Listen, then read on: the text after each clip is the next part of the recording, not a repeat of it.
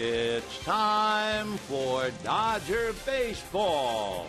Live from Dodger Stadium, Prime Ticket presents the Dodgers as they take on the San Diego Padres.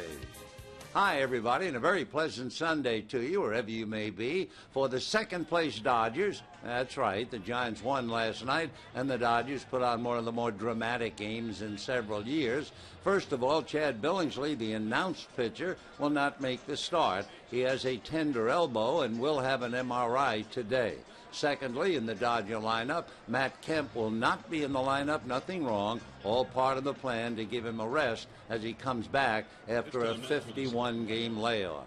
So to those who are playing, well, among other things, Chris Capuano goes to the mound for the Dodgers, and Jason Marquis will be on the hill for the San Diego Padres. One other change, Juan Uribe is in the starting lineup. He'll play shortstop today with Jerry Hairston at third. So with all of that, we'll get to the ball game and a whole lot more coming up right after this.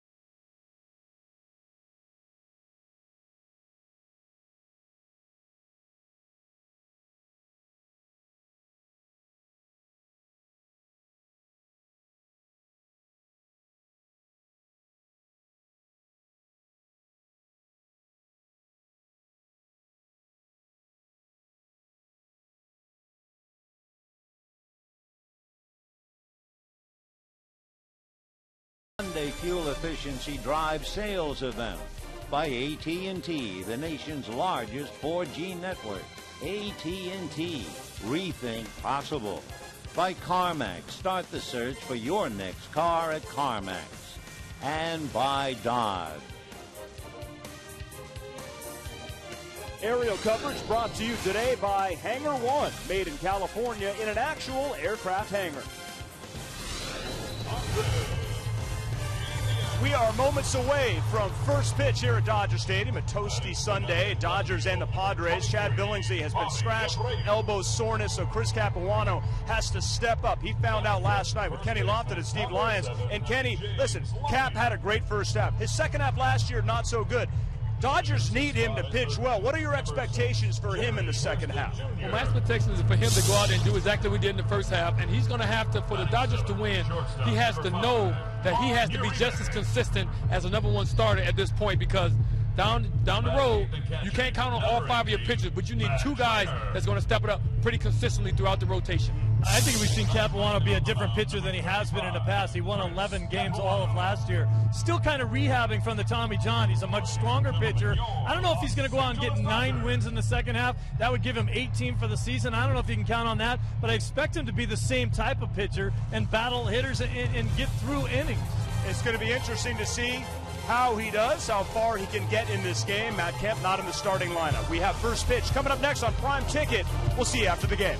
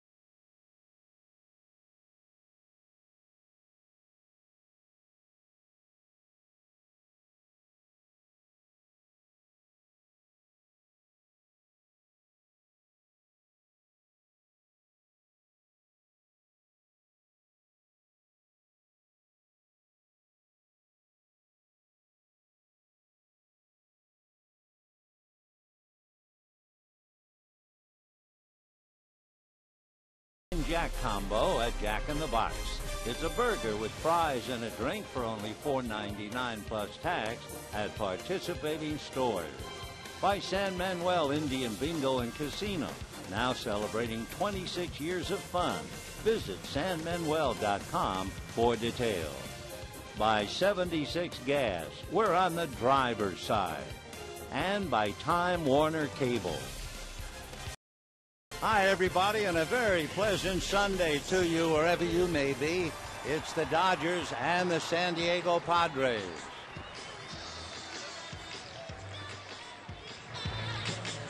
We also want to welcome you to the 13th Annual Jewish Community Day at Dodger Stadium.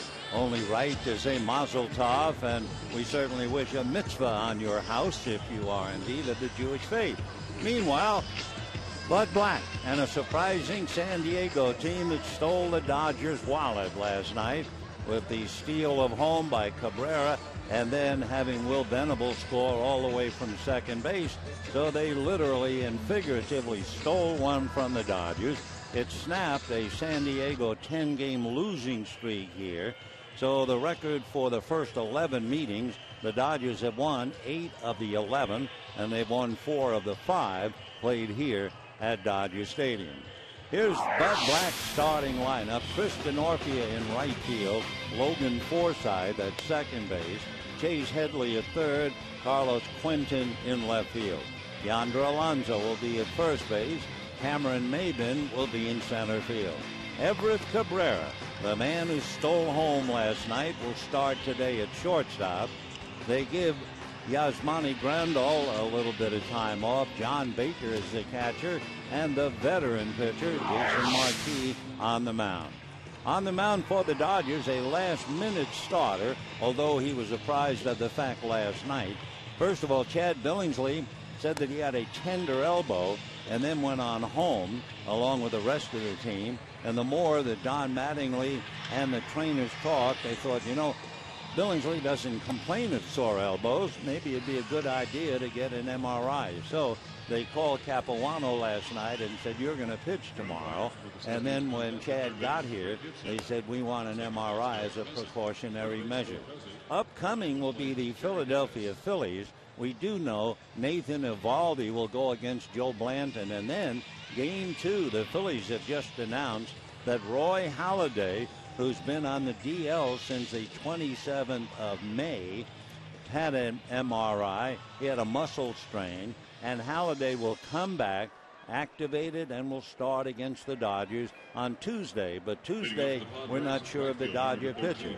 We do know the concluding game Wednesday afternoon, that will be Cliff Lee and Clayton Kershaw.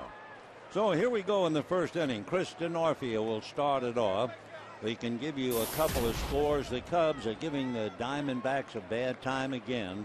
They're leading 3-0 in the 6th. The D-backs in danger of being swept in the Windy City. The Astros and the Giants are about ready to start. Bud Norris and Matt Cain. Last night, Hector Sanchez, 4th hit, a 12th inning walk-off home run, gave the Giants a victory and first place. First pitch hit off the end of the stick, grounded to Loney. James takes it to the bag. So Denorfia doesn't hang around. First ball swinging and grounds out. One away. Logan Forsythe coming up. Juan Uribe, who played plenty of shortstop in his days with the White Sox and with the Giants, moves over to play his first start at shortstop this year, but he's experienced 871 times he took the position at short. The one dramatic change in the Dodger lineup. So here's Logan Forsythe playing very, very well and batting .309. Forsythe, right-hand hitting second baseman. And the first pitch to him is taken a little low, ball 1. Forsythe has 2 home runs, 9 RBIs. If he gets aboard, he's stolen 3 out of 4. 1 out, first inning just starting. Beautiful summer's afternoon. The next pitch in for a strike, and the count 1-1. Forsythe working against Chris Capuano, and the 33-year-old with a record of 9-4 has done exceptionally well here at home. His record at Dodger Stadium, 5-1 this year. The next pitch on the outside corner at the knees, and a 1-2 count. Capuano's earned run average here at Dodger Stadium this year is 1.8. And of course, for Capuano, a very bright and thankful young man, surviving 2 Tommy John surgeries. The 1-2 pitch on the way, high and away, ball 2. Talking about Tommy John surgeries at the Baseball Reliquary over in Pasadena. The artist himself, Dr. Frank Job, will be honored, and the presentation will be made by Tommy John. Here's the 2-2 pitch on the way. Swung on, hit in the air to the right side, cruising in and over his ether, and makes a play for the second out. 2 down, first inning, and the batter now will be Chase Headley. Chase Headley is a highly coveted player. Let's face it, a lot of teams would love him. The Dodgers would love him. There was a big article in this morning's Times about the pressure on the players this time of year as to the future. Will they continue the season with the same team, or will be dealt away? And there's a lot of mental strain. The first pitch to Headley, hit in the air off first, foul, and out of play. 0-1 the count. I mean, among other things, never mind changing uniforms, changing leagues perhaps, but also if you're a family man, you're talking about tearing up the roots, moving somewhere, kids, houses, all of the other problems. So it is a very tough time for all the players. For the fans, kind of fun with all kinds of rumors. Strike 1 pitch, and Headley takes away. 1 ball and 1 strike. Chase last night connected in the 6th inning with a man aboard. He has 9 home runs, 44 runs batted in. The next pitch to Chase, fouled away again. So Capuano got Denorfia and Forsythe battling now with Chase Headley, 1-2. Headley, not only a solid all-around player, but he is a switch hitter. and he has almost even numbers from either side of the plate. Of his 9 home runs, 5 right, 4 left. Capuano looks in, gets a sign, and the 1-2 pitch on the way. High fastball swung on and missed. So down goes Headley, down go the Padres, and at the end of half an inning, Padres nothing, Dodgers coming up.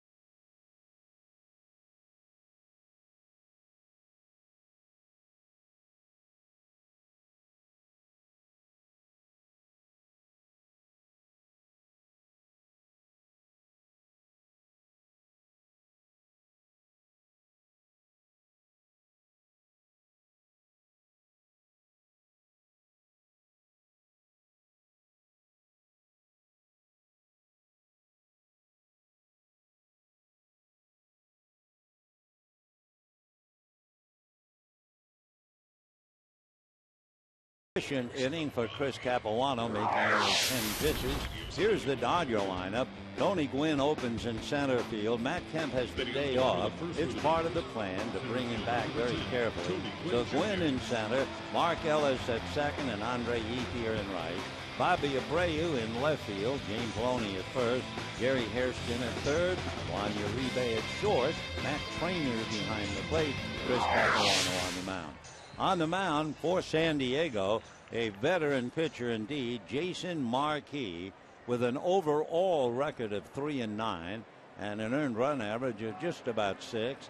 He was released not quite a month ago by the Minnesota Twins, and his first pitch to Tony Gwynn misses for ball 1-0.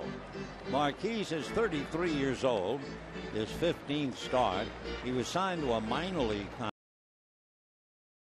He went to Double-A San Antonio and then called up, and the pitch to Gwynn down and away, ball 2. Tony hitting .241, 17 runs batted in, and his dad is here televising the game back to San Diego. And of course Tony wore the Padre uniform for a couple of years. 2-0 pitch on the way is a ground ball up the middle, a smothering effort by Forsythe, but it doesn't produce anything but a base hit. Forsythe diving at the ball, it squirted off his glove, but you leave your feet with Tony Gwynn the runner, you're not going to have any chance to get him anyway. Great effort and a base hit for Gwynn. And the batter now will be another hustling second baseman as Forsythe slides on his stomach but comes up empty. So Gwynn is at first and Mark Ellis checking in at the plate. Mark Ellis hitting .276, 3 home runs, 11 RBIs, 3 for 8 in the series. There goes Gwynn. The pitch, a strike, the throw on a bounce, far too late. So Tony Gwynn gets a base hit and then immediately motors to second. He has stolen 11 out of 17, and he had a tremendous jump on Marquis. For a veteran pitcher and his knowledge of the game that Tony Gwynn plays, really surprised that Marquis was caught because Gwynn had a big jump. So Ellis up there, 0-1 the count. Jason out of his stretch, looks back at second. To the bag goes the shortstop Cabrera, but no throw. Jason Marquis is a New Yorker, born out on the island, Manhasset. He lives in Staten Island, and he will never forget September 11, 2001. Like all of us, but particularly Jason. The pitch is low and away, 1 ball and 1 strike. From his home in Staten Island, he can look across to the gaping hole in the city skyline. One of the firefighters was a teammate of Marquise on the Little League team, Michael Camerata, and Michael Camerata gave up his life that awful day. The 1-1 pitch is taken inside, ball 2, 2-1. In looking at Marquise in baseball, he has improved in June. We told you his ERA is about 6, but it is 3 in the month of June. He is usually given a very bad time by the top 2 hitters in the lineup. Here's the 2-1 pitch. Ellis backs off, and it's inside for ball 3. The leadoff man has given Marquise a particularly bad time, and that has already held up. Tony Gwynn began the game with a base hit. The leadoff hitter in every inning gives Marquis a bad time, hitting .372 collectively. 3-1 pitch to Ellis is taken low, and so Jason Marquis in trouble right off the bat. A base hit, a stolen base, and a walk. 2 on, nobody out, and Andre Ethier coming up. Andre Ethier had a big night last night, indeed. He had 2 singles and a 2-run home run. So he wound up with 3 hits, scored twice, and had 4 runs batted in. The 4 RBIs ties a season high for him.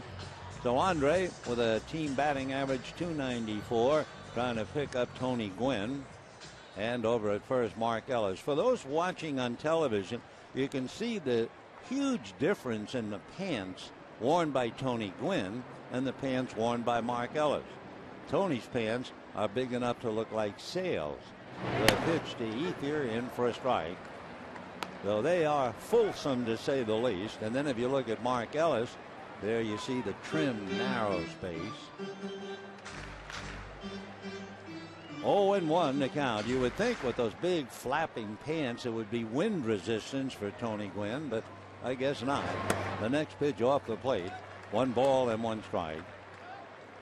So Andre Ethier with 11 home runs, 59 runs batted in. Up north, Giants scored in the first inning. Matt Cain had a 1-2-3 inning, and Buster Posey had an RBI single. 1-0 Giants, bottom of the first. 1-1 pitch on the way, and that's taken low and away. Ball 2, 2-1. When Tony Gwynn stole second, it immediately spread the word that you can run on Jason Marquis. He has given up 12 stolen bases in a brief time since coming over from Minnesota. 2-1 pitch to Andre Ethier, way off the plate. An awkward follow through. Marquis had his back to the hitter by the time he finished. So 3-1 to Jason Marquis. Of course, a lot of times pitchers just kind of lose their balance. It was kind of a disgusted follow through. He was unhappy with the way he pitched. The 3-1 pitch to Andre Ethier, and Marquis gives a fastball strike, and the count 3-2. 2 on, nobody out. Dodgers trying to get the drop on San Diego. Phillies will be here starting tomorrow night. Bobby Abreu was the 4th leadoff man in 4 games last night. Today he's hitting 4th. And the 3-2 pitch, the runners are not going, and there's a line drive base hit to right field. DeNorfia over to pick it up. Gwynn heading for the plate to score. Stopping at second is Ellis. The Dodgers lead 1-0, and Andre Ethier picks up his 5th RBI in his last 5 at-bats. So Jason Marquis, at least at the outset, looks like it's going to be a very wobbly start for him. And Bobby Abreu coming up, 1st and 2nd, and nobody out. So Gwynn gets some high fives in the dugout. Andre Ethier with an RBI to move things along. And Bobby Abreu, as the leadoff man last night, struck out, walked twice, grounded out. Bobby hitting .266, 2 home runs, 14 runs batted in. 2 on, nobody out. 1-0 Dodgers. Marquis delivers on the outside corner for a strike. and the count 0-1.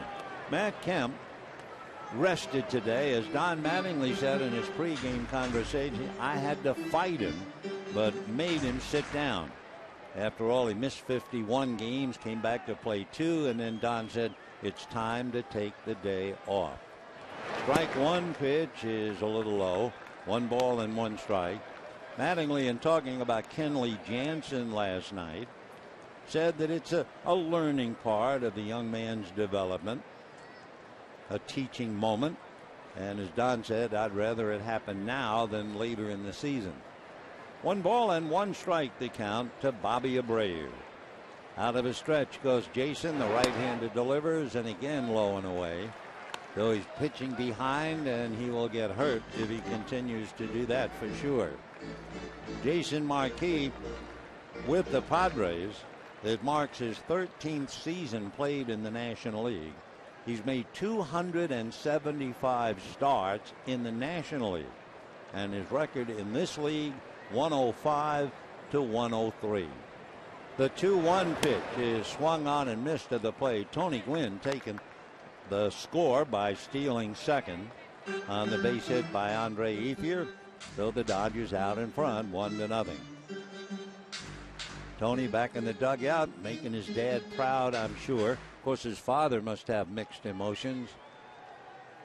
A great Padre and a fine broadcaster. 2-2 the count to Bobby Abreu. And he grounds one wide to first. Up with it there is Alonso for 1. They throw back to Marquis, not in time. So it's a 3-6 force play. Marquis with a couple of words, not a violent argument with Phil Cuzzy. So the force play 3-6. That takes Ethier off the lines. It advances Ellis. Only 1 out, and James Loney coming up. Marquis' right foot just did get there ahead. And you can see in the replay, he was a tad late behind Abreu. So a good call by Phil Cuzzy. That puts runners at first and third, 1 out. And James Loney will be coming up.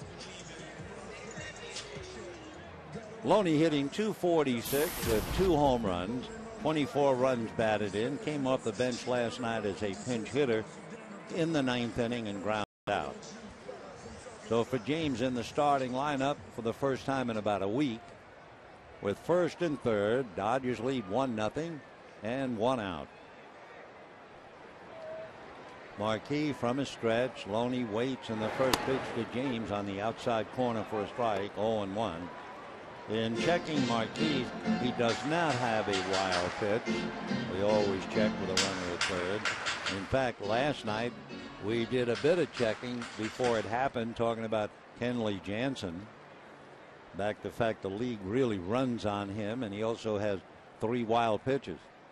Here's the strike 1 pitch coming up to Loney, and James swings a 1-hopper to short. The quick feed for 1, and they're going to turn it for 2, and that's that. So the Dodgers wind up with 2 singles, a walk, and a stolen base, and they get 1. And at the end of an inning, it's 1-0 Dodgers.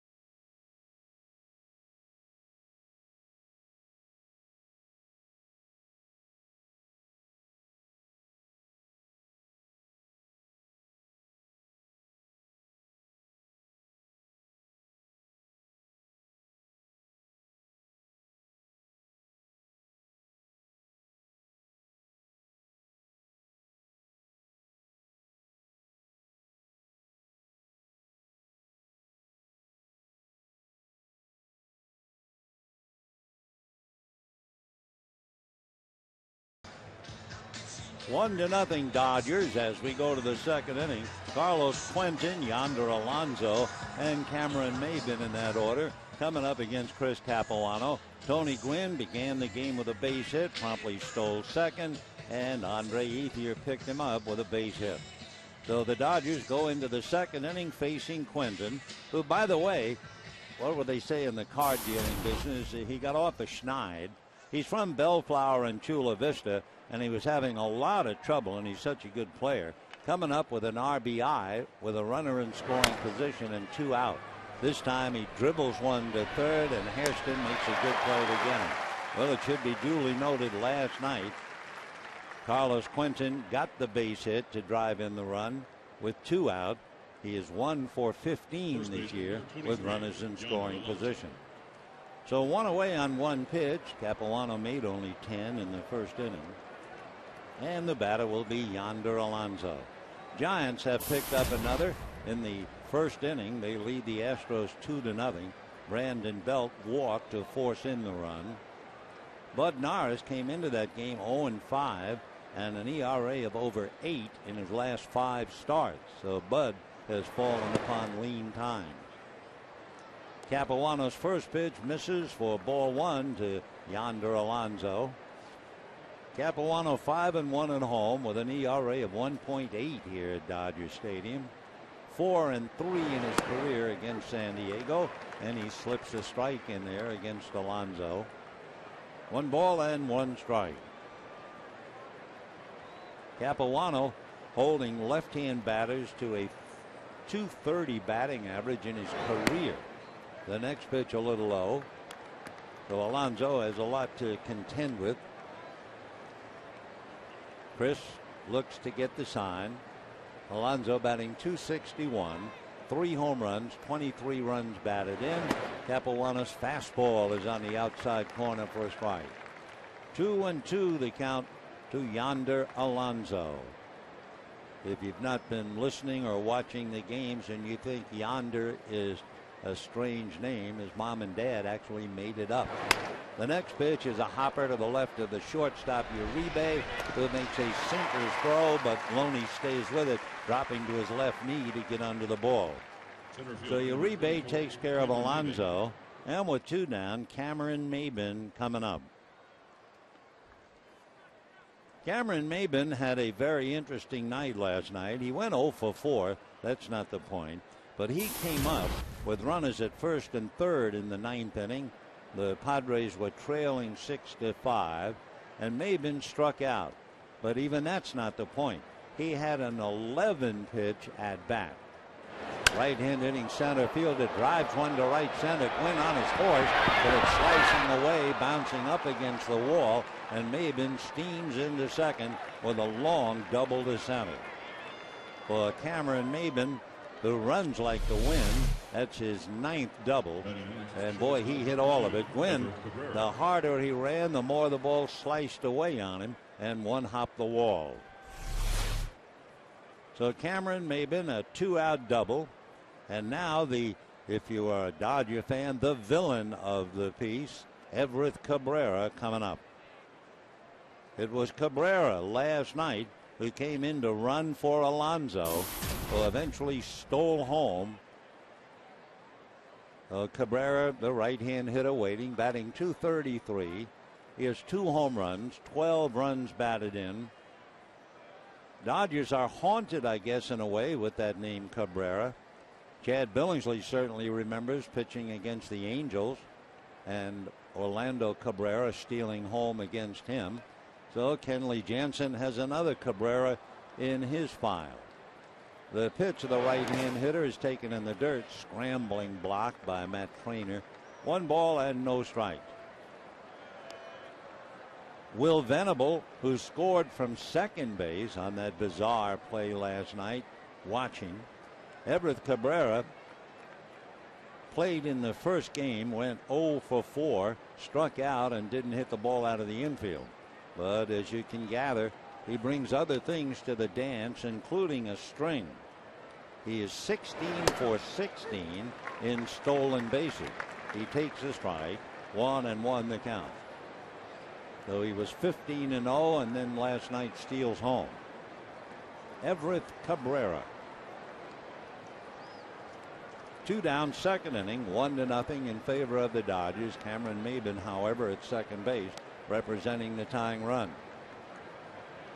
Cabrera waits. Capuano set. And the 1-1 pitch on the way is low and inside with a fastball just below the knees. 2-1 the count. Everett Cabrera on the small side, not as small as his teammate Alexei Amarista. He's 5'8", and Alexei is 5'6". Cabrera from Nicaragua.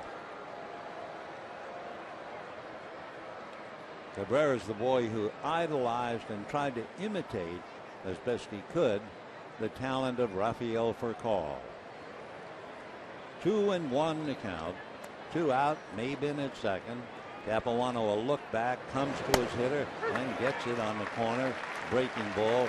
2-2 the count. So Cabrera, the number 7 hitter, with the catcher John Baker on deck.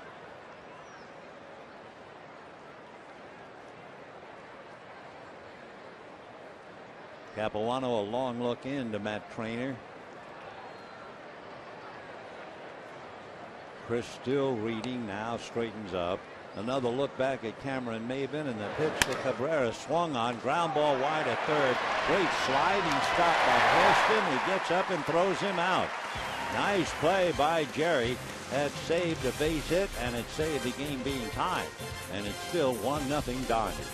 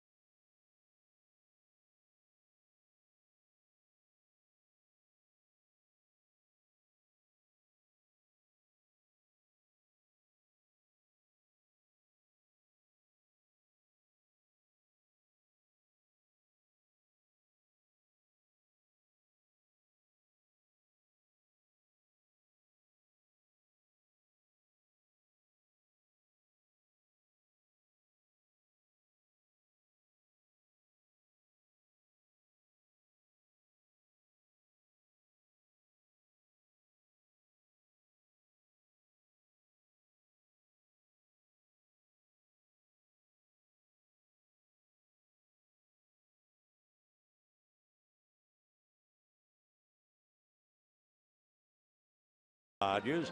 Jerry Hairston, who made that fine play, will lead it off. Then it'll be Juan Uribe and Matt Trainer.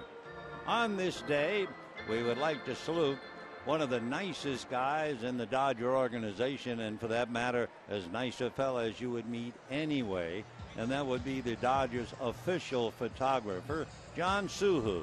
And today is John's 50th birthday, and we join the multitude of friends and family wishing him the happiest of birthdays and many more to come. John Suho. In the second, here's Jerry Hairston hitting .295. 4 home runs, 21 runs batted in, and he takes high, ball 1-0. Tomorrow night, the Philadelphia Phillies come here. The Giants do not play tomorrow. The Giants open up a series in Atlanta on Tuesday. The 1-0 pitch inside, ball 2-0. Then when the Dodgers finish with Philadelphia, they will go east to play the Mets, and the Giants will be playing Philadelphia. Nathan Eovaldi will be on the mound tomorrow night against Joe Blandon. The pitch down and away. 3-0 the count to Jerry Hairston. So Jason Markey, the veteran, trying to come back, and against a tough ball club. On deck, he had Juan Uribe.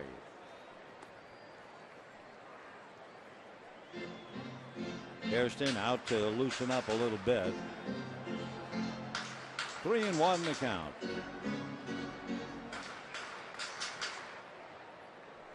Marquis ready, in the fastball at the knees. 3-2. Jason Marquis is 6'1" and 210. He has a few pitches that got him in the big leagues and has kept him in the big leagues. Basically, fastball, slider, a cutter, and a changeup. And his next pitch, a chopper off the glove of a backing up Headley and down the line, pursued by Cabrera. Cabrera gets it back into second base. Headley was just eaten up by that hard ground ball, and he made the big mistake. He backed up, and as soon as you back up, you're letting the ball play you instead of vice versa. And it went off his backhanded effort and out into left field. He will draw an error. So Jerry Hairston at second base as Headley tries to handle a tough hopper, and he can't do it. Now Uribe and Trainer trying to pick him up.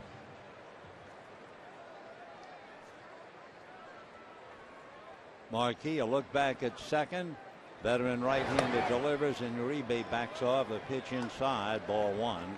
1-0 the count. Juan Uribe hitting 198 with a home run and 13 runs batted in. 1 for his last 29.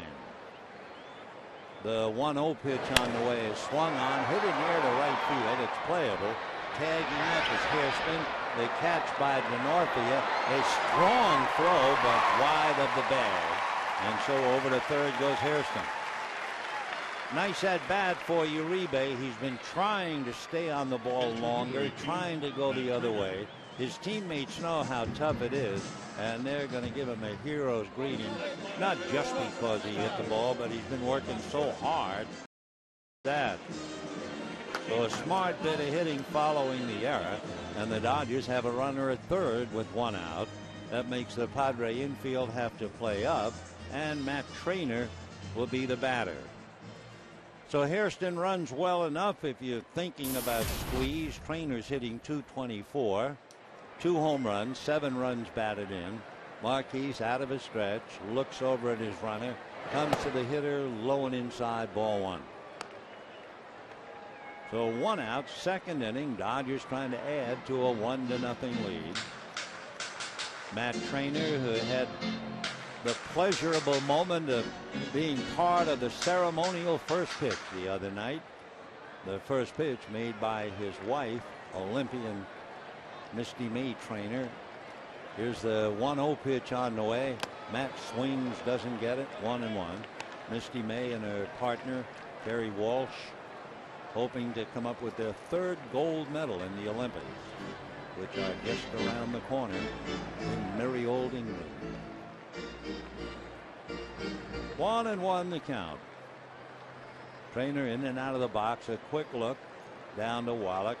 We'll watch Hairston with 1 out. Jerry a short lead. Marquis set. Hairston is not coming, in a full swing at the plate. So 1-2 the count. That pretty much removes the possibility of a squeeze. Waiting on deck, Chris Capuano. Now, if Capuano had been the hitter, you'd say, oh yes, because Capuano has 11 bunts, 11 sacrifices. 1-2 the count. Marquis from a stretch, another look. Now the pitch to Trainer, swung on and missed, and down you go. Matt, with one of the tough jobs, just like the Padre catcher John Baker, you play once a week. This game is hard enough to play every day. The Trainer strikes out. First strikeout for Jason Marquis, and the batter with 2 out, Chris Capuano. Capuano, the left-hand batter, hitting .115. He has 3 hits, 2 RBIs. strikes out close to half the plate appearances and takes low, ball one. 1-0 Dodgers, bottom of the second inning. Jerry Hairston, who reached on the two-base error charge to Chase Headley, over there at third with 2 out. And the 1-0 pitch, Padre infield back to a normal depth, and a little ground ball foul outside of first, and the count 1 ball and 1 strike. This is the 12th meeting of the 18 schedule. The Dodgers have won 8 of 11 and 4 out of 5 played here. We won't see San Diego for a while. A while translates as to 3 in September here. And Capuano lifts one into right center, but right there Cameron Maben to make the catch, and that's the inning. Chris gave it a ride. No runs, no hits, an error. A man left at third, and at the end of 2, 1-0 Dodgers.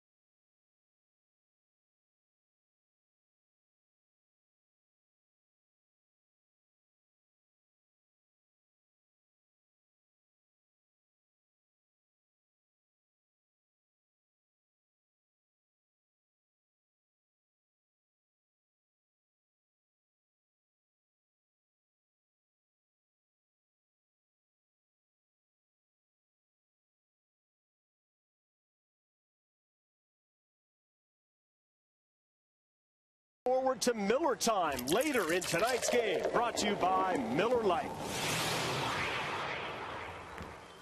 Dodgers leading 1-0 as we go to the third inning. It'll be the catcher for San Diego, John Baker, then the pitcher, a good hitting pitcher, Jason Marquez, followed by Chris Denorfia. By the way, are you interested in stamps?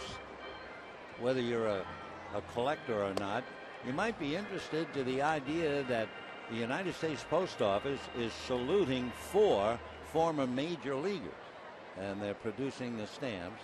The stamps honor Joe DiMaggio, Ted Williams, Wilver Stargell, and Larry Doby of the Cleveland Indians. As I understand it, if you live in the cities, let's say, DiMaggio, maybe New York, even though he was from San Francisco, and Ted Williams from Boston, even though he's from San Diego, Stargell from Pittsburgh, you can get a sheet of that one player's stamp. However, for those of us here in Southern California, we would get a sheet, and it would be the 4 players, which is not a bad deal anyway. DiMaggio, Williams, Stargell, and Doby. Just a thought.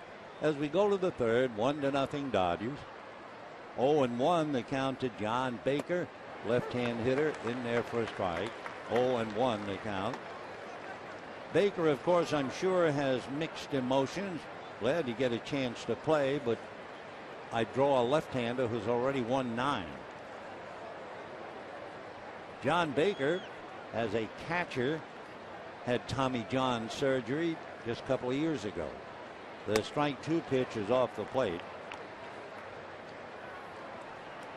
1 ball and 2 strikes. John Baker's from Alameda and lives in Walnut Creek. He went to the University of California at Berkeley and was a 4th-round pick by the A's. The 1-2 pitch is in the dirt, 2-2. Despite being drafted by the A's, he never made it. He did spend some time in Sacramento, then came to the big leagues. Well, no, he was still in Albuquerque in the Coast League. Finally made it to the Marlins. 2-2 the count to John. Capuano into the windup. The 2-2 pitch. Fastball got him looking. Well, Baker heaves aside, turns and walks away. That would be strikeout number 2 for Chris Capuano. Say, don't forget Tuesday, Dodgers and Phillies fans with the first 30,000 tickets receive their own beach chair, compliments of Farmer John. And for tickets, visit Dodgers.com/promotion. Also, remember, Tuesday with Philadelphia will mark the return of Roy Halladay. He'll be pitching for the Phillies against the Dodgers Tuesday night. First pitch to Marquise, who has 5 home runs in his long career, is a strike. 0-1 the count. Jason, left-hand batter, swings, lifts a fly ball, actually just beyond the infield. Going out to get it is Uribe and takes care of it. So quickly, 2 out in the third. Dodgers still leading 1-0. And the leadoff man, Chris Denorfia, coming up. Denorfia is one of those players who wears number 13, and we talked about it once before. There's kind of an old-fashioned belief that number 13 is an unlucky number. It's a worldwide belief. You'll never see a hotel room numbered 13, or you never usually have a 13th floor. But if you look at a dollar bill, you'll get another thought about 13. He takes ball 1. If you look at the dollar bill, you'll see, among other things, and think 13 original colonies, 13 signers of the Declaration of Independence, 13 stripes on the flag. He takes a strike. 13 steps on the pyramid on the dollar bill. 13 letters in E pluribus unum. Again, if you look at the dollar bill, 13 stars above the eagle. The pitch is low, ball 2, 2-1. 13 bars on the shield. The bird holding an olive branch, and if you check the branch, there are 13 leaves on the olive branch.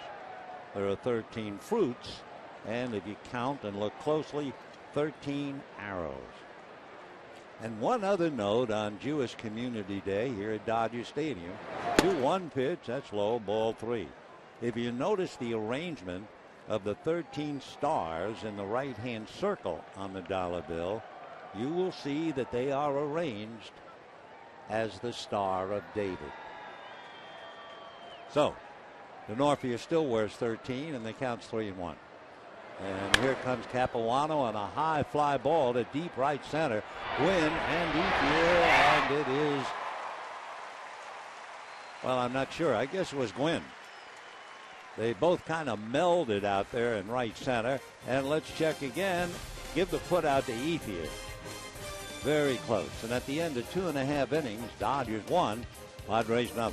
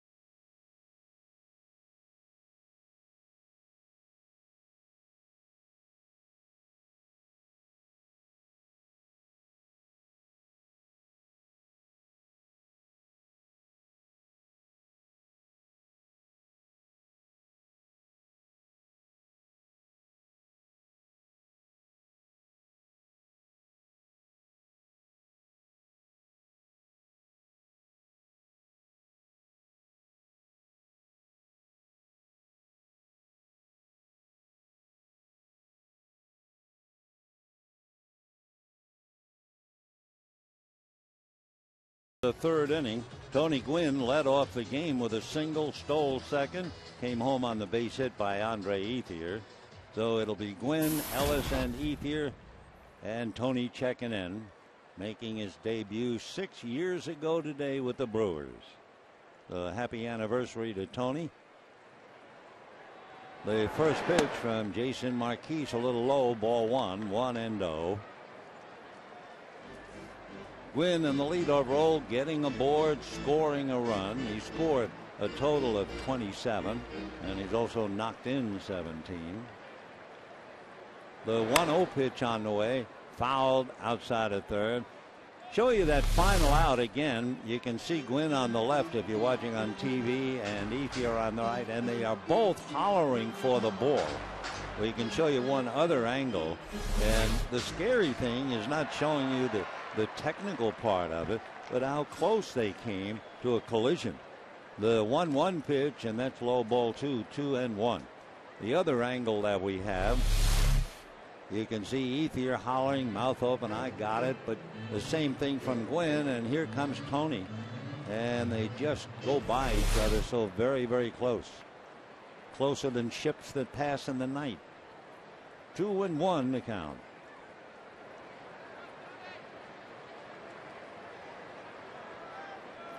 Normally, the outfielders defer to the center fielder. He's the captain. Gwynn fouls another one off. So they hear Tony Gwynn, and you could see he was hollering, I've got it. But Ethier didn't hear. And that kind of a combination not only makes a very tough play, it's a frightening play. And over the years, we've seen some terrible collisions. 2-2 the count. Dodgers lead 1-0. We're in the bottom of the third inning. Jason Marquise delivers, and it's a check swing. No swing, says Greg Paulson. So 3-2 the count.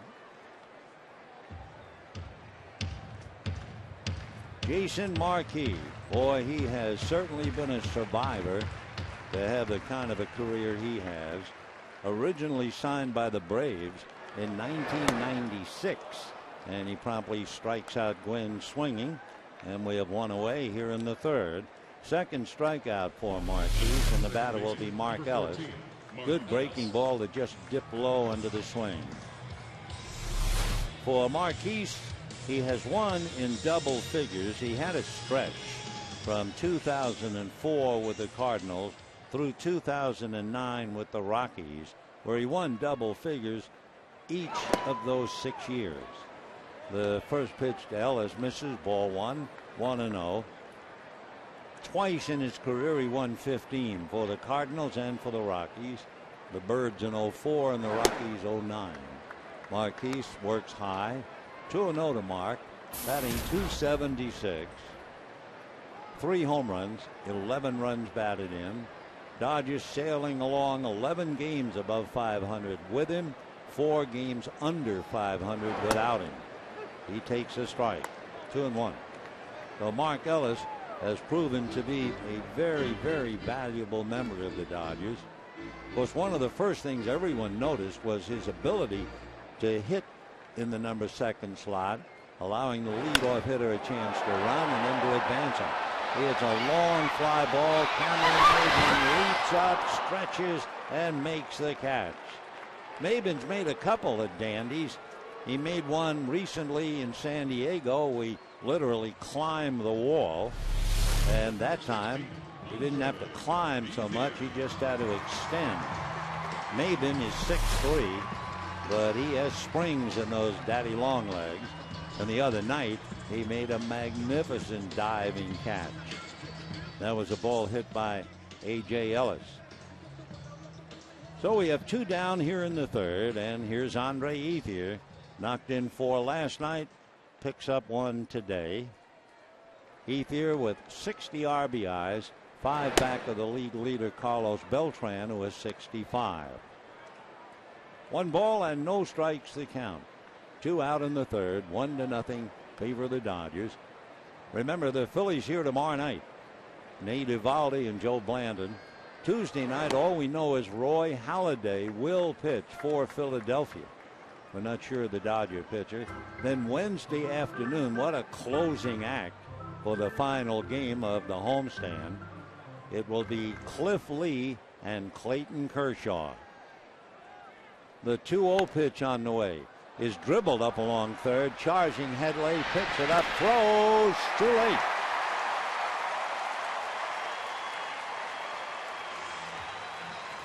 That is the toughest play for an infielder.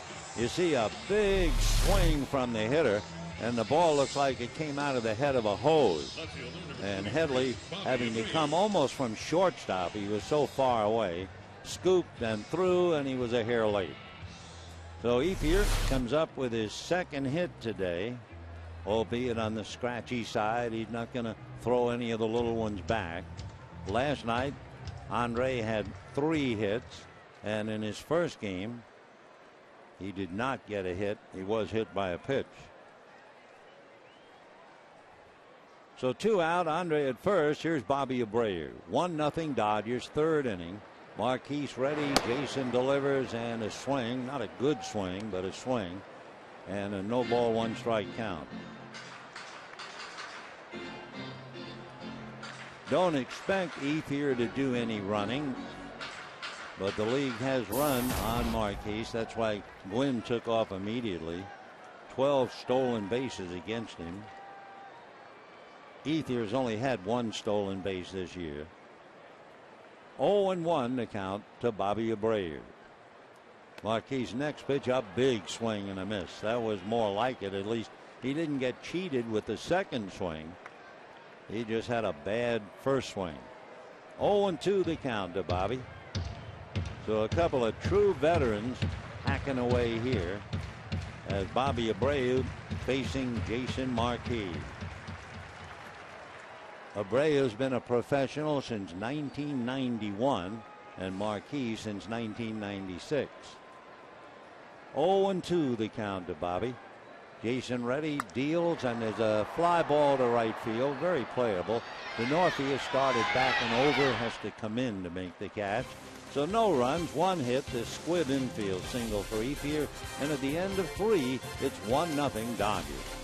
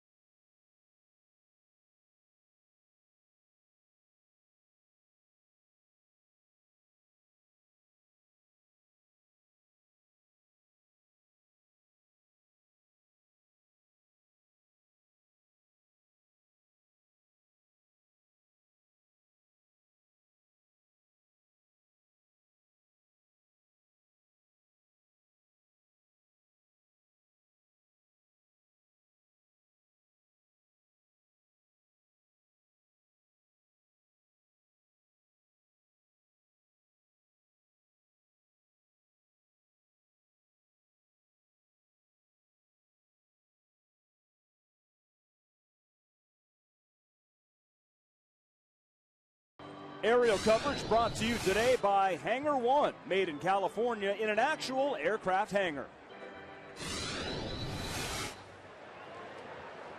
Dodgers take a 1-0 lead into the 4th inning, and the Padres trying to get it back. We'll have Forsythe, Headley, and Quentin against Chris Capuano.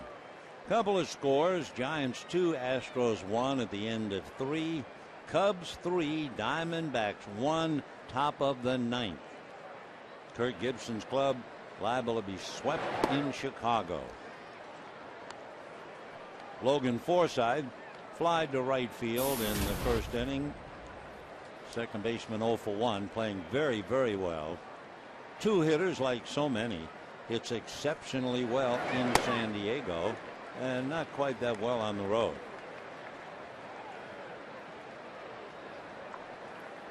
The Cubs giving Arizona a bad time. The Cubs are 14 games back of Cincinnati and 17 games under 500. High foul off first. Loney coming over. No play. 1-2 to count.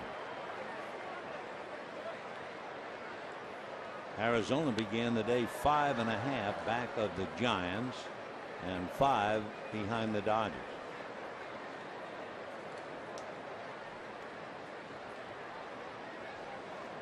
Forsythe and Capuano about ready to hook up again.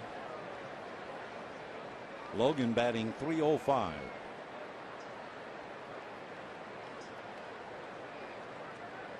Hitting close to .330 for over 2 weeks. 1-2. And he promptly bangs it into center for a base hit.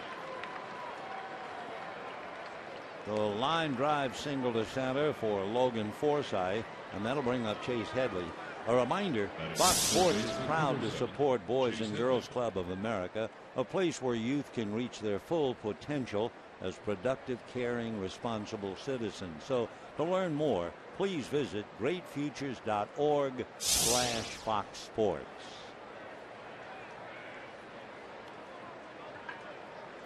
Fourth inning, Forsythe at first, Headley at the plate. Logan Forsythe has stolen 3 out of 4. Capuano pretty much controls the running game. The success percentage against him is only 58 in his career, and he has picked off 34 runners. Ball 1. You go back 7 years ago, Capuano was particularly tough. He allowed 2 stolen bases, 9 were caught, and he had 12 pickoffs. And you know he hasn't balked since 2005.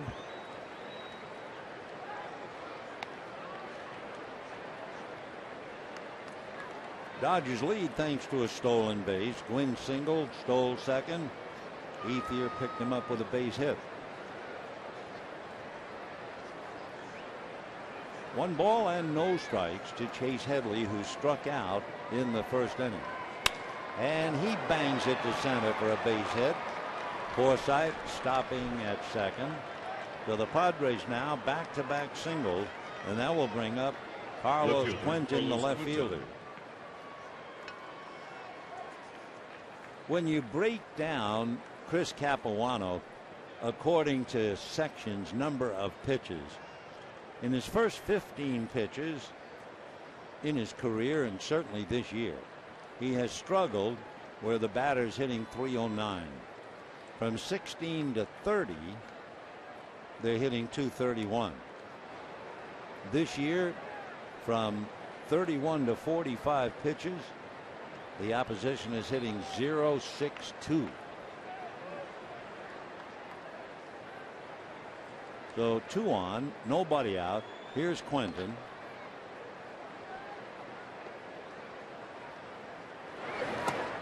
Oh, and 1. By the way, San Diego could have really put on some big numbers here, but they have failed to do it. With runners in scoring position during this series, they are 1 for 21. That's less than a half a buck. 0 and 1.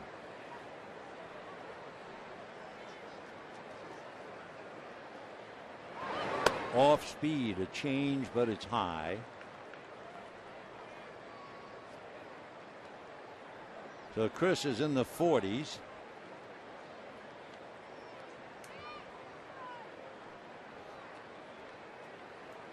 One and 1. Carlos Quentin.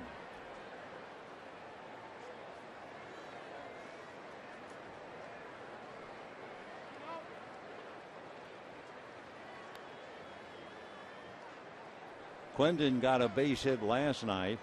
Dodgers were leading 6-4. His base hit made it 6-5. That was his first hit with a runner in scoring position and 2 out this year. 1 for 15. And he's a bread and butter man.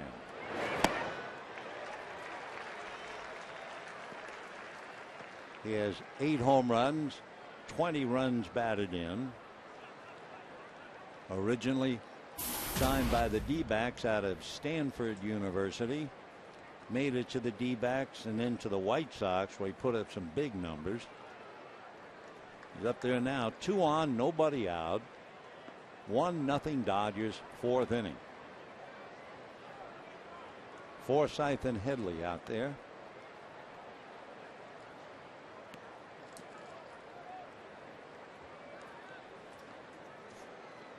Infield in double play depth. Quentin has only grounded into 3 double plays.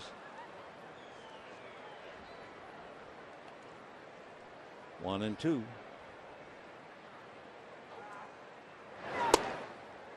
High fastball and he wouldn't bite.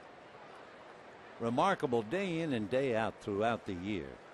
You'll see 2 strikes on a hitter.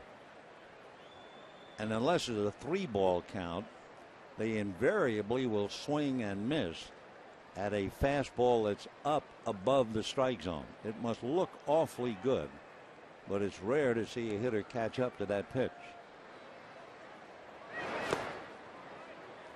3-2 the count to Quentin now. Yonder Alonso on deck.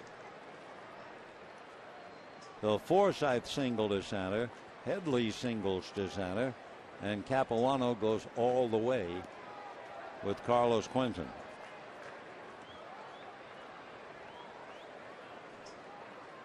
Padres no runs, 3 hits, 2 singles and a double.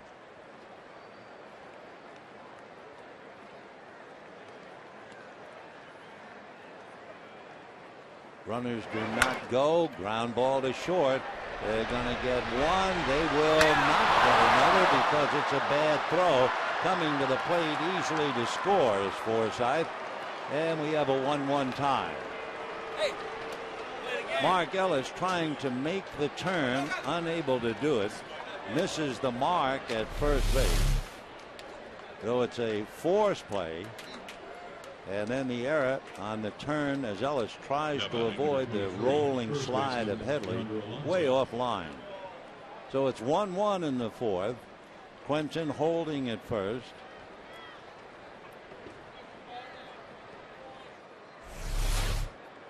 So Forsythe went to 3rd on the force play and scores on the error. 1-1. Now Yonder Alonso.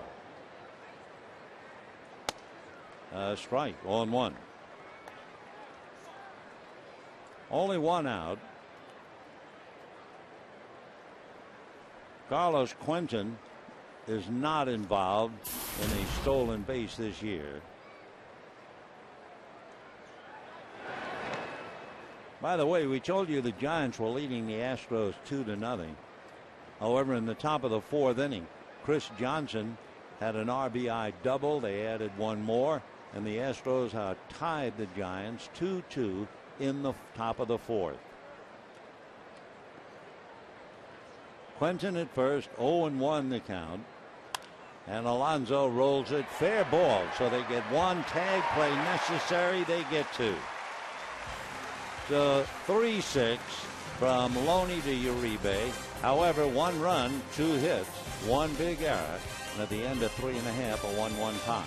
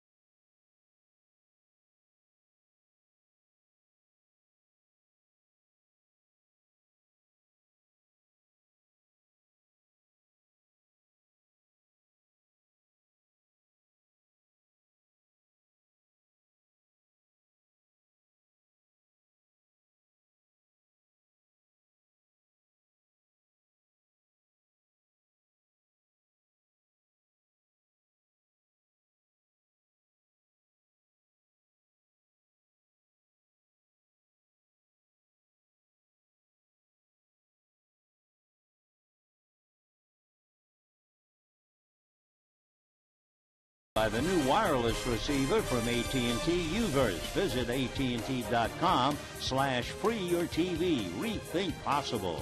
By El Pollo Loco, crazy you can taste. And by the full line of fuel-efficient vehicles at your Southern California Toyota dealers. Bottom of the fourth inning in a 1-1 tie. James Loney, Jerry Hairston, and Juan Uribe in that order. Chris Capuano made 14 pitches, so he's only made 48 in 4.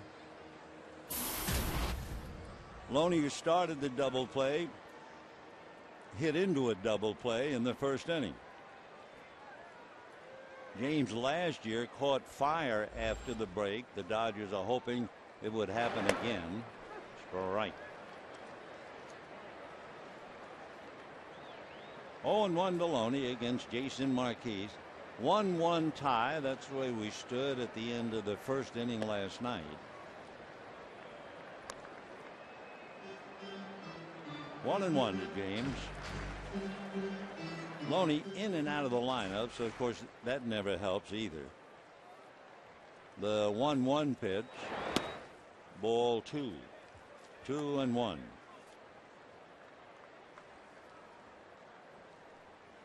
Loney is hitting less against right-handers than left. Hitting .243 against right-handers, .254 against left-handers. 3-1.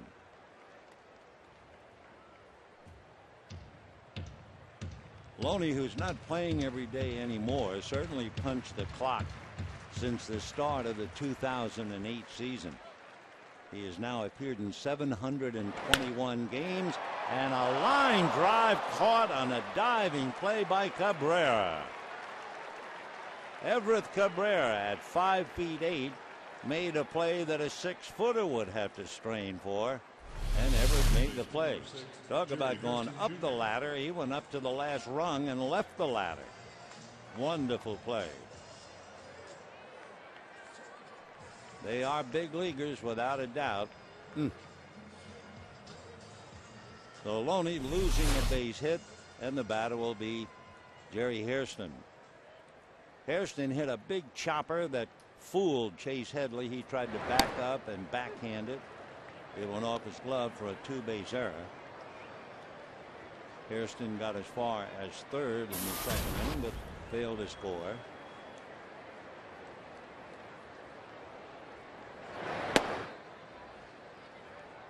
One ball and one strike. Yeah, remember Jerry's reaction when he heard earlier this year that brother Scott had hit for the cycle.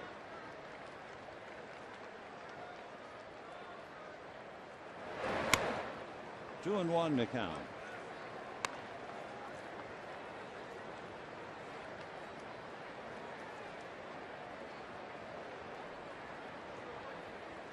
One out in the fourth and a 1-1 tie.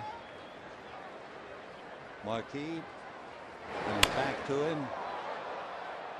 Fouled away. 2-2 the count. All the way upstairs. And then all the way downstairs. Like an elevator in a department store, it stopped on every floor. 2 balls and 2 strikes. Jason Marquis pitching at Dodger Stadium, but he was getting excitement pitching in big ballparks long before he was a major leaguer. He pitched for Tottenville High School on Staten Island, 2 straight New York City championships. One he won for the club in Shea Stadium, and the other at Yankee Stadium. 3-2. And a drive into left center. Maben on the dead run. This is going to be off the base of the wall. And steaming into second with a 1-out double is Hairston. So that ball that was hit by James Loney, the great catch by Cabrera. Otherwise, that's a base hit, and Hairston picks it up. So a long double for Jerry. That would be hit number 4 for the Dodgers to go with their 1 run.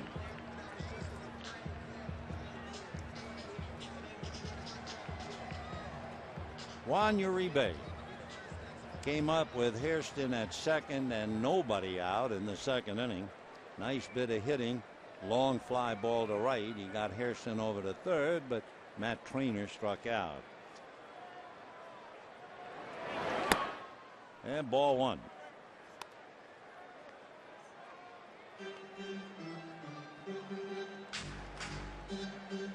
Throughout his career, like so many other pitchers, you could divide Jason Marquis first half, second half, and see quite a difference. In his career, he would be 15 games above 500 in the first half and 15 games under 500 in the second half. So he is nothing if not consistent. Jason Marquis.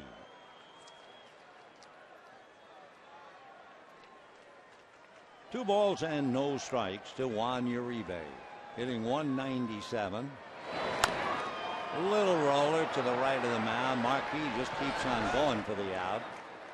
So two down. Hairston advancing to third, and the batter will be Matt Trainer.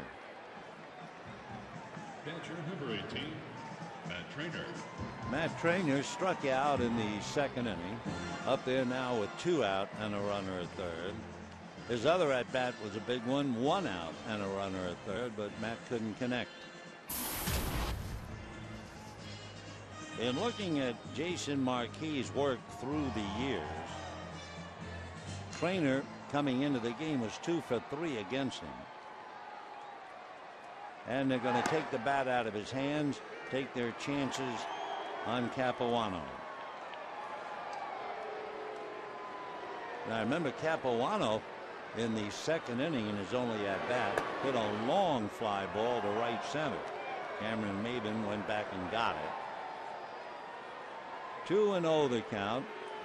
Trainer has to wait. And ball 3.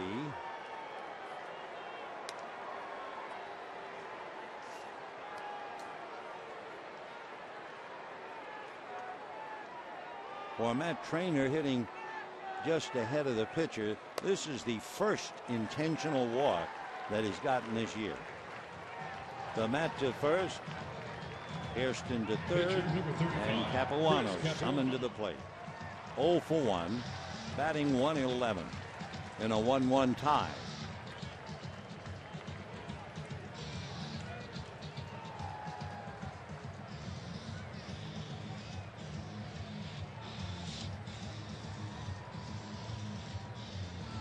You have two very bright young men here. Chris Capuano, Phi Beta Kappa from Duke University. Marquis was a member of the National Honor Society when he was in high school. And a fly ball to left field. Carlos Quentin. That'll be that. So no runs. 1 hit, 2 left. At the end of 4, a 1-1 tie.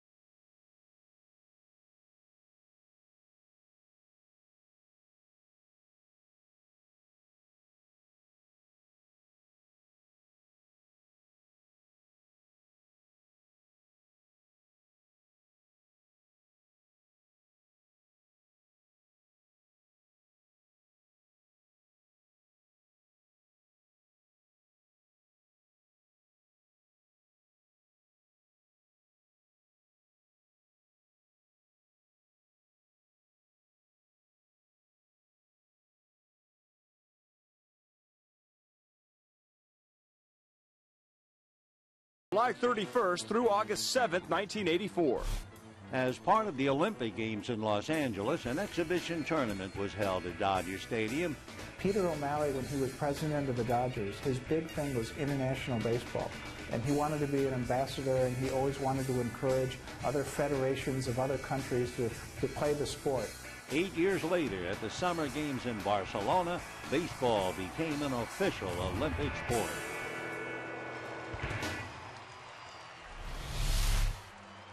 A 1-1 tie as we move to the 5th inning. Maybe it's catching, but each team is showing a remarkable propensity of making out with runners in scoring position. The Dodgers today are 1 for 8 with runners in scoring position. And of course, throughout the series so far, San Diego is 1 for 22.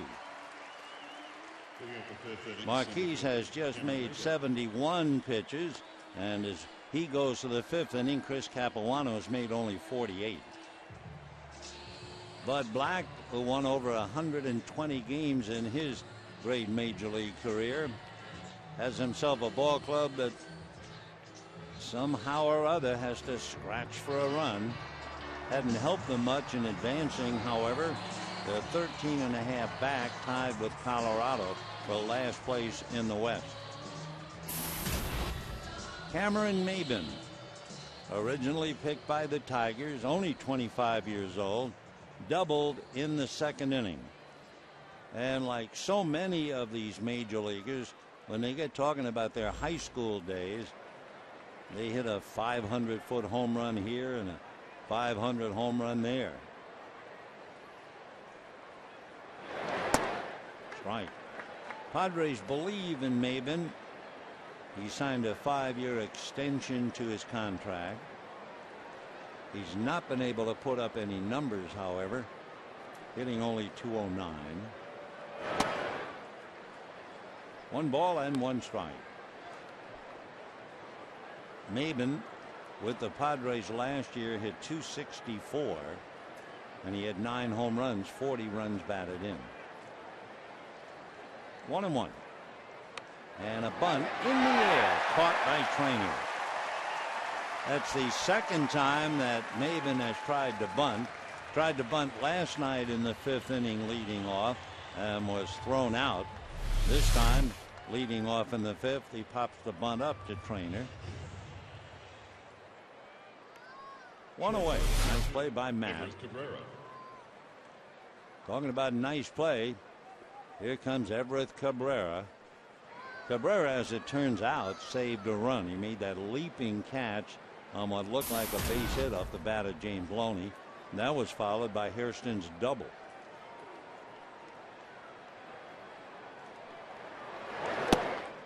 And a strike. Everett Cabrera from Nicaragua. Amarista, the other infielder who stands 5'6", is from Venezuela. 0-1. Little foul off to the right out of play, so he's in a hole. 0-2. Cabrera stole home last night. Dodgers should have worried about him because he has stolen third 3 times this year.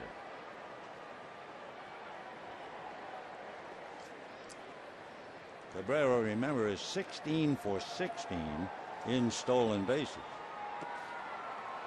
1-2 the count. Chris Capuano in a 1-1 tie with Jason Marquise.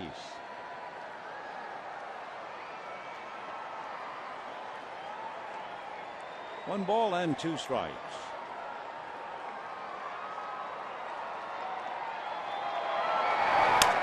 Ground ball to third, up with it there. Hairston to make the play. So 2 down here in the 5th inning, and the catcher John Baker coming up.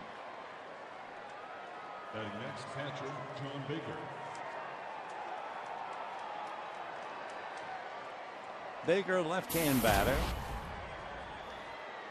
out of Alameda and Walnut Creek. He's been a pretty successful first ball hitter.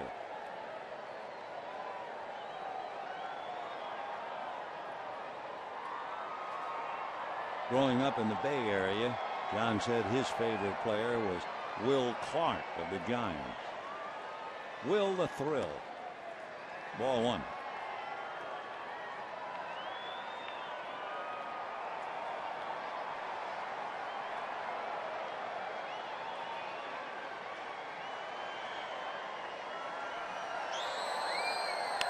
And ground ball up the middle behind the bag. A sliding stop by Uribe, but his throw on a bounce gets away.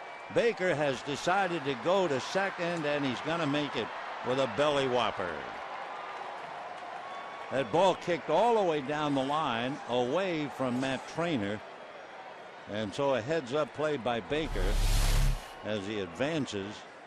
And it'll bring up a pretty good hitting pitcher in Jason Marquis. Great effort by Uribe.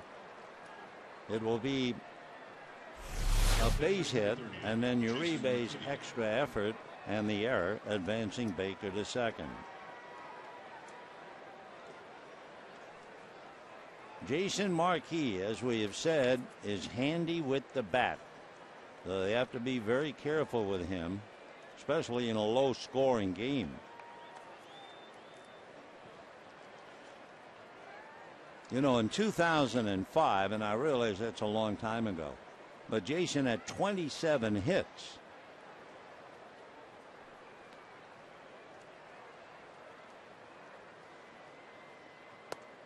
And ball one.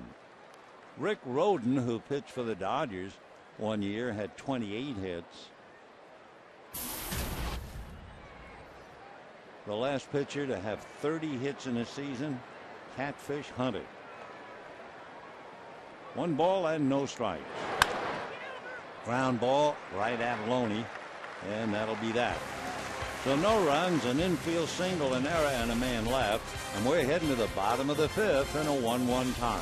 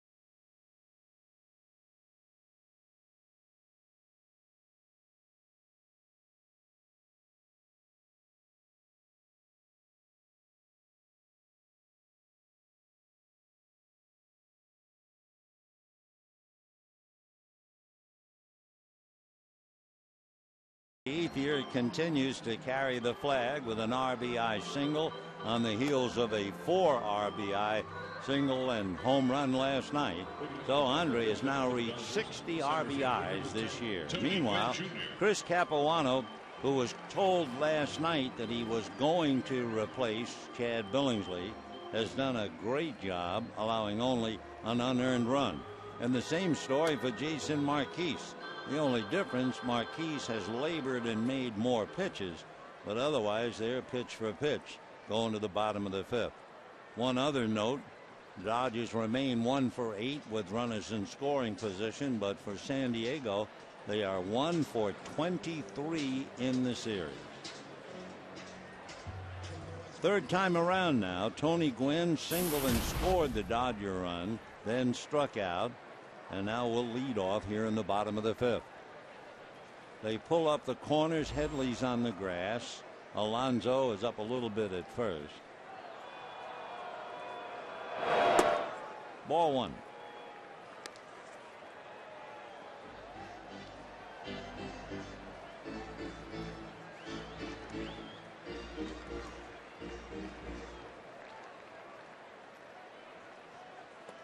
That's in there to balance it up. 1 ball and 1 strike to Tony Gwynn. Playing center.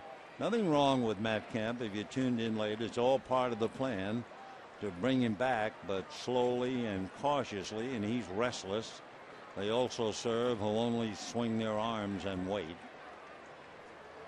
1 ball and 1 strike. Ball 2. Tomorrow night, Nathan Eovaldi and Joe Blandon as the Phillies arrive, and I mean the Phillies now with Chase Utley, Ryan Howard, and then Tuesday night they'll also get Roy Halladay back. 2-2 the count.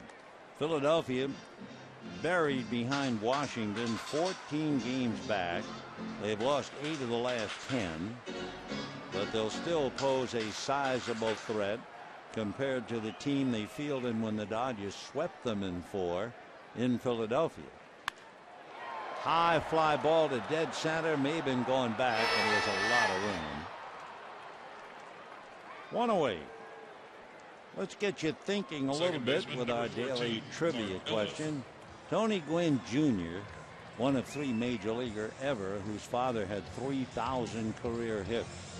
Who are the others? Interesting question. And there is senior, 8-time batting champion. He only played to win more, the great Ty Cobb. Tony Gwynn, what a marvelous, marvelous hitter. Oh.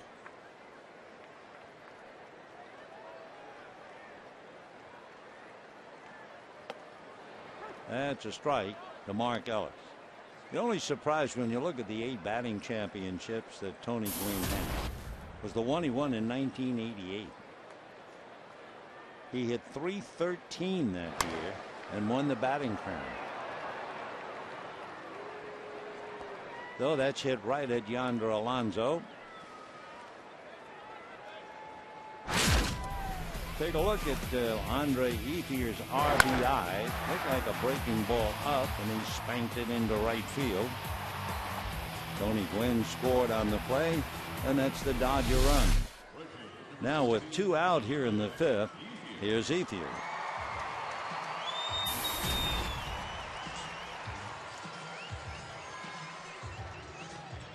Andre 2 for 2.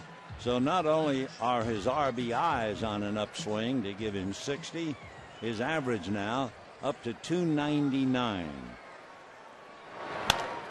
Shot just foul. Boy, what a blur that was. 0-1 the count. Ethier, interestingly enough, coming into the game, he was 1 for 22 against Jason Marquis. That translates to a .045 batting average, but he's helped that 2 for 2 today. 0-1. 1-1. You know, this year when hitters put the 0-1 pitch in play, despite the fact they're hitting behind in the count, the hitters are batting .607 against Marquis, but 0-1 he missed inside.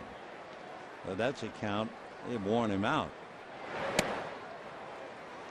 2-1.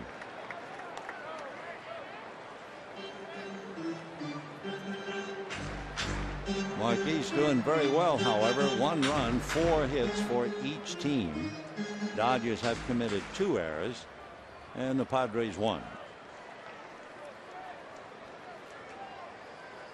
2-1 to Andre.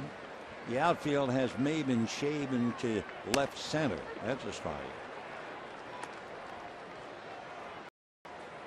The infield is swung around to first and very deep. Everett Cabrera is on the rim. Logan Forsythe is a foot or so out on the grass. So they have it all covered. The infield playing him to pull and the outfield the other way. And a one-hopper, and the deep second baseman Forsythe almost fell down but makes the play. So down go the Dodgers, 1-2-3 at the end at 5, a 1-1 tie.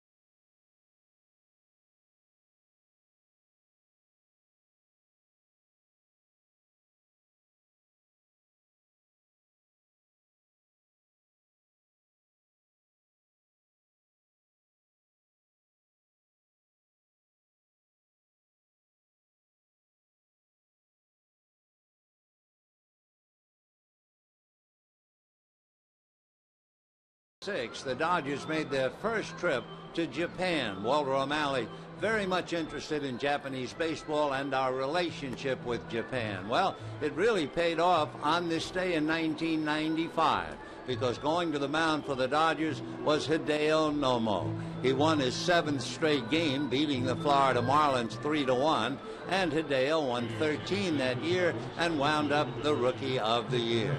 Hideo Nomo, Ichiban. And let's go back to this one.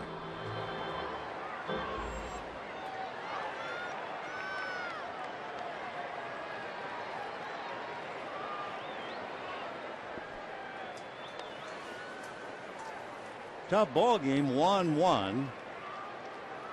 In the 6th inning, the Padres will have DeNorfia, Forsythe, and Headley, and if anybody gets on, Quentin. Capuano's only made 59 pitches in 5 innings and a strike. DeNorfia grounded to first, fly to right, so he's gone the other way, 0-2.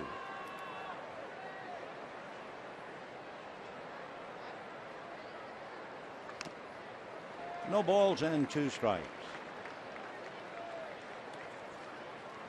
Well, the Cubs did it again. They beat the Diamondbacks 3-1. In being swept at Wrigley Field, the Diamondbacks scored a total of 3 runs in the 3 games. How would you like to have to talk to Kirk Gibson? 3 runs in 3 games in Little Wrigley Field. Matt Garza beat him today. 1-2 the count to DeNorfia.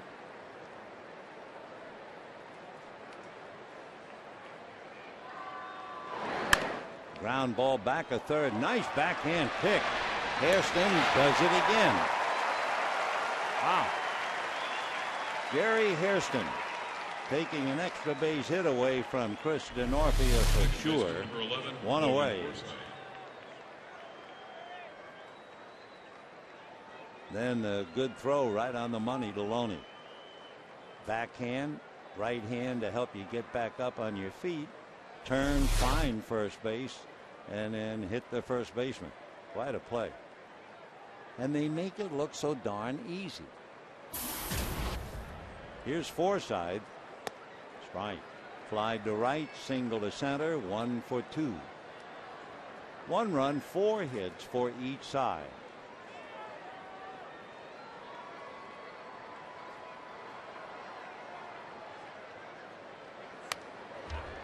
Fouled into the screen. For Capuano, moving along, he has not walked anybody. And it usually follows like night following day. When you have a pitcher with great control, all of the fielders are really on their toes, and you see the good play. Jason Marquez has walked 2, but one of those intentionally given. 0-2 to Forsythe. 1-2. Chase Headley waiting on deck. 12th meeting of the year, 12 of the 18. Dodgers have won 8 of the 11 and 4 of the 5 here. Dodgers will go to San Diego the end of September.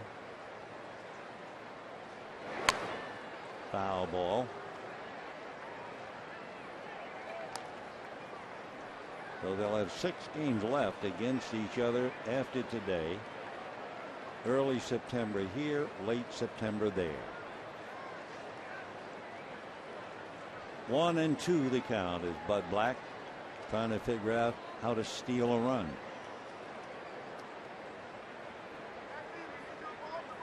One and two. 2-2.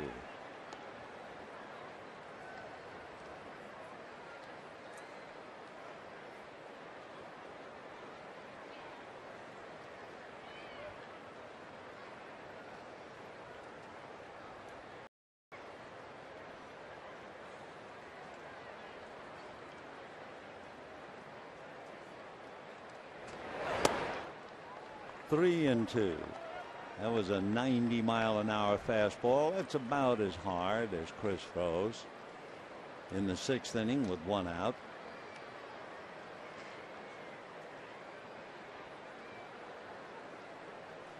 Three and two. In the dirt, chased and missed, and down goes Forsythe. So 2 out here in the 6th inning. The Padre run came in the 4th inning.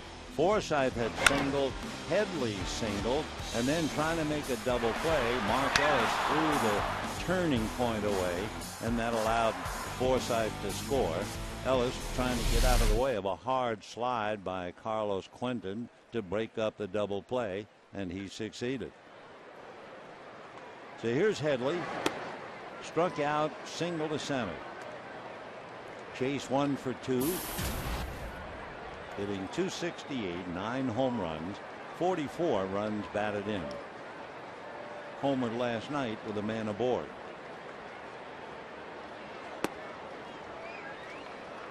Two balls and no strikes the count. Headley and Capuano have certainly faced each other a few times. Headley has a home run against him and came into the game hitting .400 against him.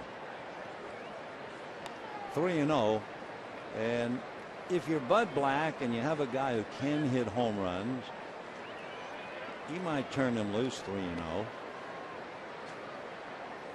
especially in this game, 1-1 tie. Why not gamble a little? You're in last place. 3-0 to Headley.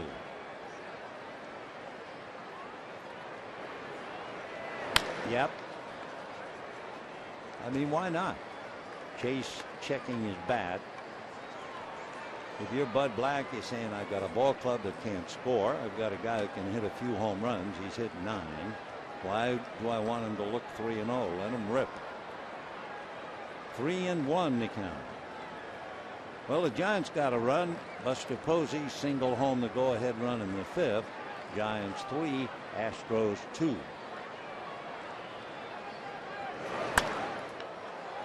High fly ball to right center. Ethier is calling, and Gwynn backs away. So no problem there. And they go 1-2-3 thanks to that fine play by Jerry Hairston. And at the end of 5.5 innings, a 1-1 tie.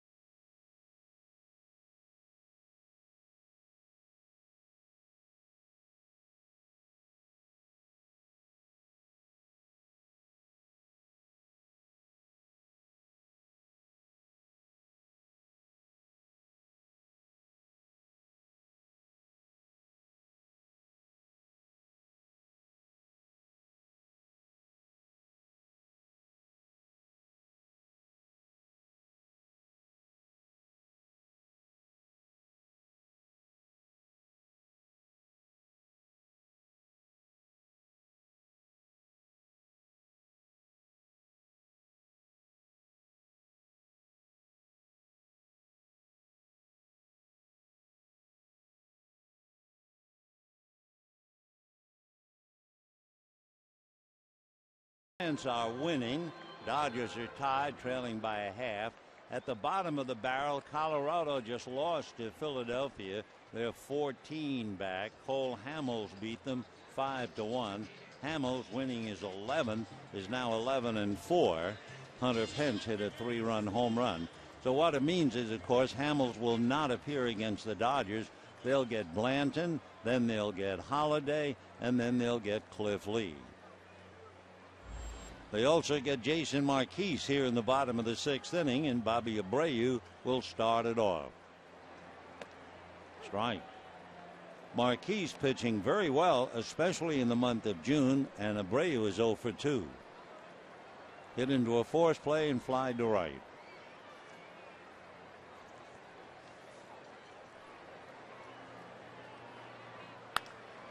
And that's driven to right field. Denorfia slipped, but he gets back up and makes the play. So Abreu lines out to right, 1 down. Here's the answer to that trivia question. Remember, Tony Gwynn Jr., one of 3 big leaguers ever whose father had 3,000 career hits. Who are the others? Eddie Collins, going way back, Jr., and then Pete Rose Jr. He had all of 2 hits. Tony, right up to date. Junior has 361. Senior had over 3,000. Yep. A successful father must be a very tough act to follow. Here's Loney, and ball 1. James has grounded into a double play and then hit a line drive heading for base hit land in left field, and Everett Cabrera climbed the ladder and made a spectacular catch. That evens it up 1-1. Had Cabrera been unable to catch it for a base hit, Hairston followed with a double, and the Dodgers would have broken the tie. 1-1. Ground ball, foul outside of first. 1-2. So the Phillies are coming with Charlie Manuel at the helm. Charlie, briefly a Dodger back in 1974.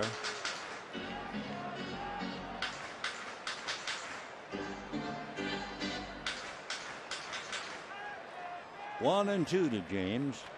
Jerry Hairston on deck.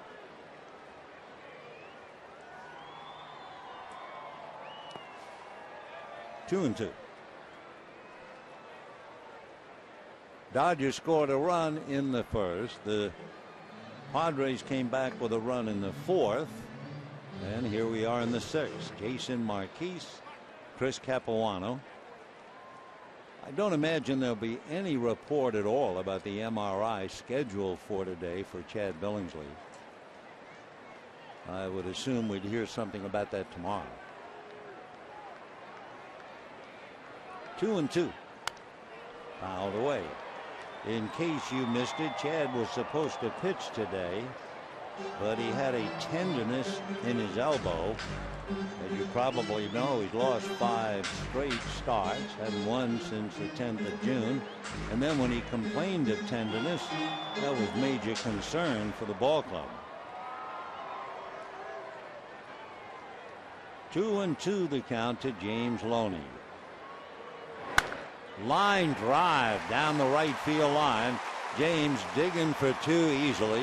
Up with it is Denorfia, and Loney steams into second with a stand-up double. That would be his 16th double of the year. So after a line drive out off the bat of Bobby Abreu, Loney then doubles into the corner, and the batter will be Jerry Hairston. For the Dodgers, they have 1 run on 5 hits.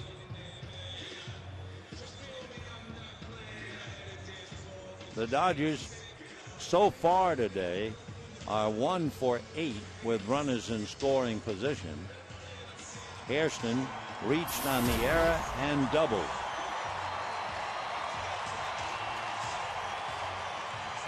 One out, tiebreaker at second. Hairston with 21 RBIs, hitting .298.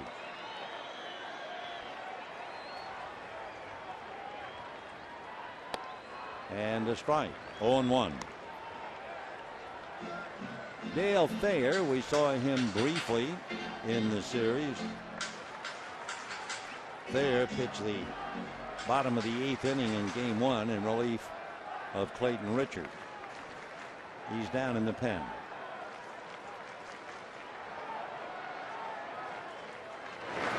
And a line drive base hit. Charging it is center fielder Maben. A good throw, but it hits the mound and kicks away. Dodgers get a big break, and down to second base goes Hairston.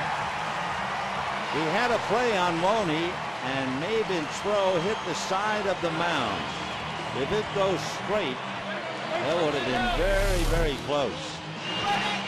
Well, good fortune plays a great part of this game. Here's Maben's throw on the money. No, it hits and kicks way off to the right. So the Dodgers get a big break and take a 2-1 lead.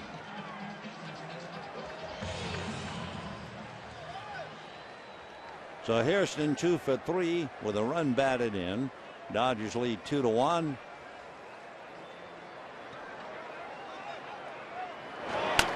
Little roll at a shortstop. Coming in a hurry is Cabrera to make the play. With the ball hit ahead of him, Hairston had nowhere to go. 2 down in the 6th inning, and Matt Trainer coming up. They walked him intentionally with a runner at 3rd in the 4th inning.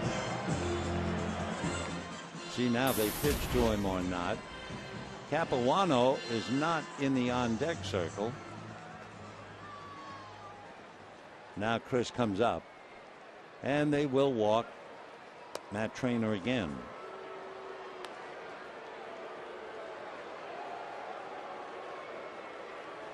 We had mentioned it earlier, and people like Bud Black really keeps tabs on that. Remember that note we gave you about Jason Marquise and the 0-1 count? Despite the fact that hitters are behind in the count, they were hitting .607 against him. Well, when Jerry Hairston was at the plate and hit that line drive single, the count was 0-1. So that means the opposition now, even though they're behind in the count, are hitting .621 against Jason Marquise.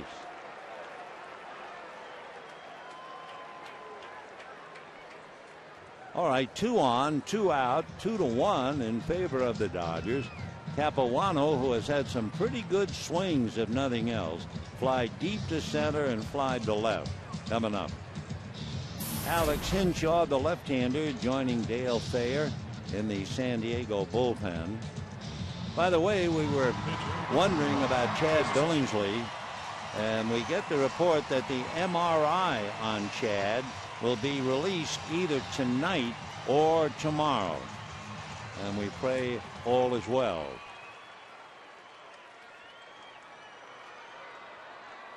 So Loney doubles, Hairston singles him in thanks to a good break. What looked like a great throw hit the side of the mound. Ball 1. When the Padres come up in the 7th, they'll have Quentin, Alonso, and Maben.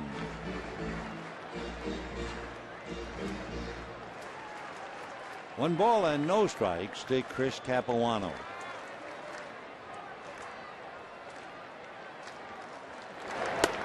And ball 2. Marquise, remembering that Capuano has had a couple of good swings, pitching carefully, and he's now made 100 pitches.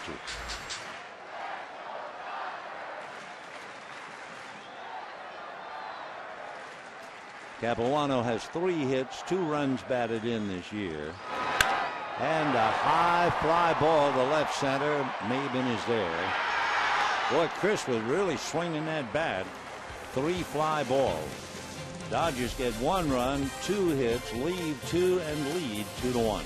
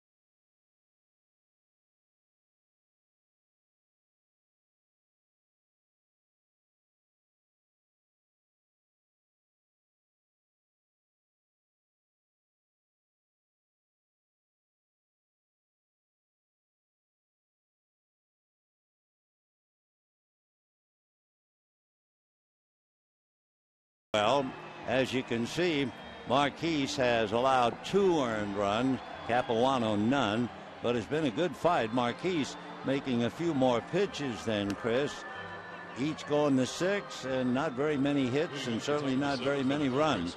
As far as walks and strikeouts, not much in that department either.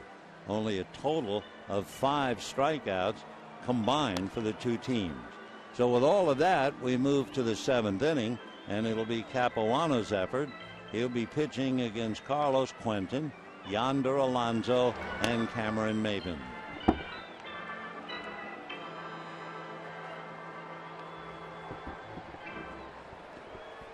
Yonder Alonso grounded to third and hit into a force play. It was the force play where Quentin broke it up with a hard slide, legitimate slide. Mark Ellis trying to avoid the slide, threw the ball away at first base, and that allowed Forsythe to score the only Padre run. So 2-1 Dodgers in the 7th, and here is Quentin, 0 for 2. He has 8 home runs and slices one down the right field line, but it's going foul well back into the crowd. 0-1 to Carlos, the boy from Bellflower, Chula Vista, and Stanford.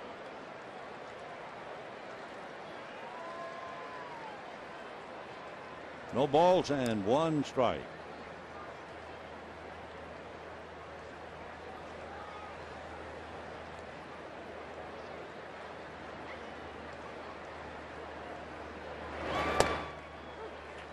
Oh, and 2, great straight change. So he goes from a tops fastball at 90. That straight change was in the high 70s. No balls and 2 strikes to Carlos Quentin.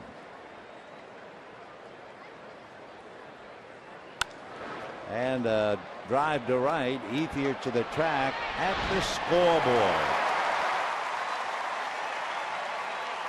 So Quentin goes deep to right, but for a long out, and we have 1 away here in the 7th inning. Batting next, number 23. Gone about as far as he can go. So with 1 out, Yonder Alonso grounded to short, hit into a double play, 0 for 2. Nice play by Andre out there in right field. 7th inning, 2-1 Dodgers. And a high fly ball into shallow right center. Gwynn is the man. 2 down. You know, Tuesday, July 31st, Kirk Gibson bobblehead night presented by San Manuel Indian Bingo and Casino. Fans with the first 50,000 tickets receive a mini fist-pumping Gibson celebrating his heroics in Game 1 of the '88 World Series. For tickets, visit Dodgers.com/promotion. Somewhere in the United States right about now, there is a fist-pumping Gibson after the Diamondbacks have been swept 3 in Chicago. Give him a wide berth. 1 ball and no strikes to Cameron Maben, who doubled, tried to bunt, popped it up, and was one-handed by Matt Trainer.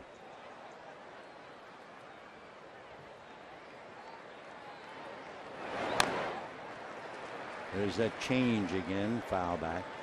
1-1. You hit off his arm action, his upper torso action, and you're going to be badly fooled when he throws that change. 1-1. Chris always worked from the third base side of the rubber.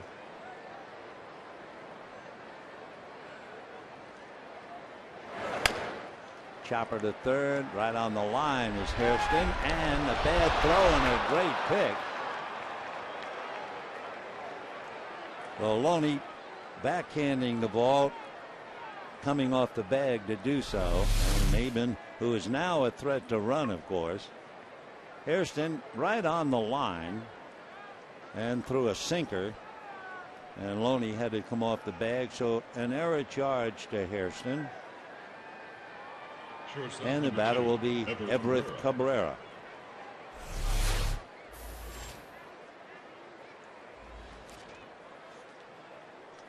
Everett Cabrera grounded to third, and actually that was a nice defensive play by Hairston. And then last time up, he grounded to third again. For Cameron Maben over there at first base, he has stolen 16 out of 20, and he absolutely figures to run. Again, with the philosophy that you would expect from Bud Black. 3-0, why not let him hit? In this moment, Maben looking for an opening to take off. But despite the fact Maben is very fast, remember, Capuano is very, very good. Holding runners on, picking them off, great move. So this is another battle within the war. Good base runner, very good pitcher. Foul ball out of play. So Cabrera all of a sudden finds himself 0-2, hitting only .230. 2 home runs, 12 runs batted in. Cabrera last night gave away his position in the starting role to Amarista. 0-2. Ball 1. So far, Maben has not been able to get a read on Capuano, even taking some advice from Dave Roberts.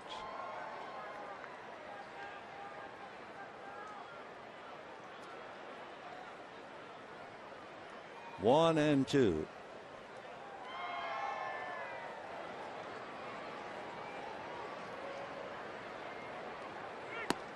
Two and two. Capuano, like every good left-hander, shades the balk rule when he does throw to first base. He doesn't break the rule, he just shades it. And he does it so well, he has not had a balk since 2005.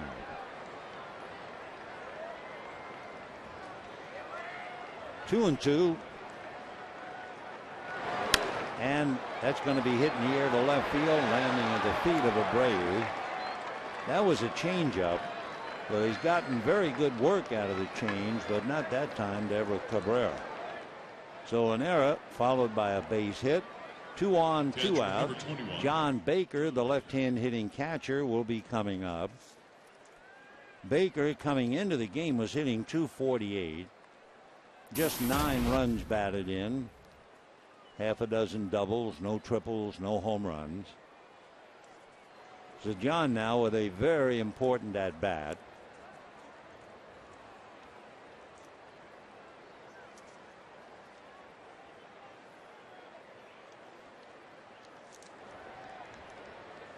Capuano being very careful now, leading 2-1. And in the dirt, ball 1.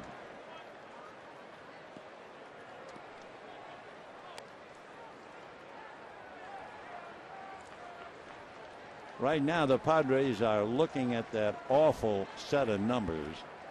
1 for 23 in the series with runners in scoring position. 1 for 23.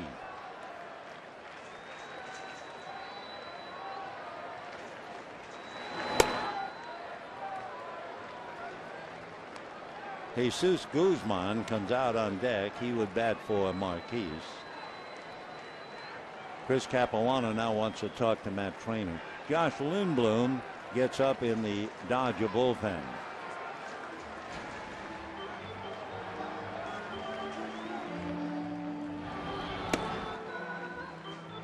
So John Baker out of Alameda and Walnut Creek, out of Cal. One of those fellows on his first major league hit.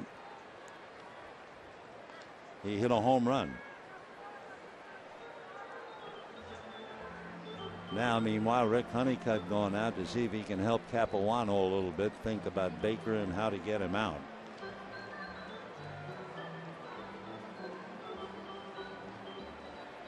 John Baker, interesting guy and a very tough guy. He's like the fighters in the Ultimate Fight Championship. For 3 or 4 winters, he worked out, took fighting lessons at Cesar Gracie's gym up in Pleasant Hill. He thinks, you know, once I'm finished playing baseball, I'll probably get into jiu-jitsu, ground fighting, martial art. He loves all of that. So one tough hombre checking in. As far as the pitch count, this is dangerous for Capuano, 2-0. Now 3-0.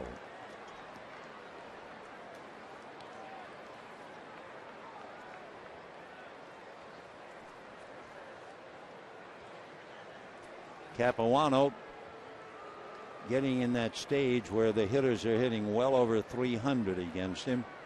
So this is the danger zone. And ball 4, pitching so carefully to Baker. So the bases are loaded with 2 out. Jesus Guzman is going back to the dugout, and they are going to switch hitters.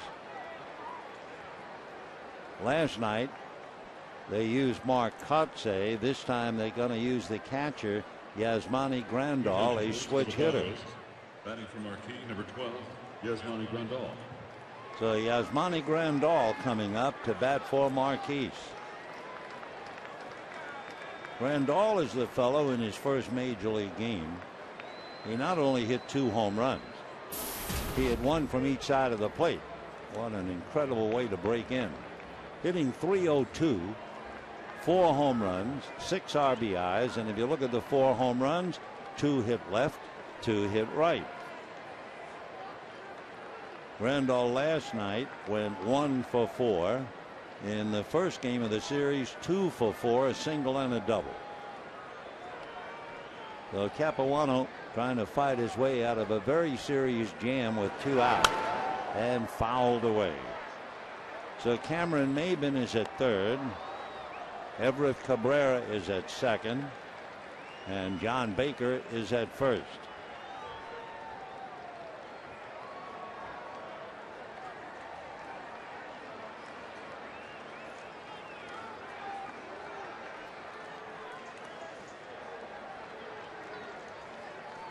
Oh and 1.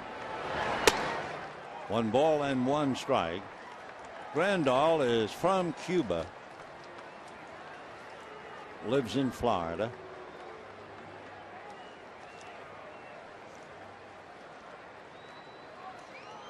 Grandal had been in the Reds organization, came here in the Matt Latos deal. 2-1 the count. Dodgers 2, Padres 1, but with 2 out. Maben reached on the error by Hairston. Cabrera singled, and Baker walked. 2-1 to Yasmani Grandal. Check swing. It's going to cost him a strike. That's that change. Boy, he's got a great one working. Grandal was originally drafted by the Red Sox, opted to go to the university, and now here he is, having been with the Reds. 2-2 with the bases loaded, 2 out, 2-1 Dodgers. Capuano deciding to think things over.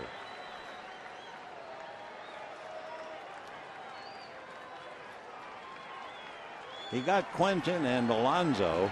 Maben reached on the error. Cabrera singled. Baker walked, and he's 2-2 to the pinch hitter Grandal. A little foul off first, no play for Loney.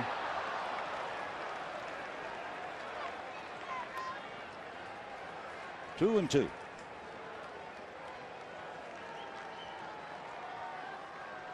Grandal at the plate was a first-round pick by the Cincinnati Reds. Interesting, his mother, stepfather, his maternal grandparents, and himself, they won a national lottery that allowed them to come to the United States as legal residents. Now that's cashing in a big national lottery. And now we go all the way. So certainly a moment of truth here.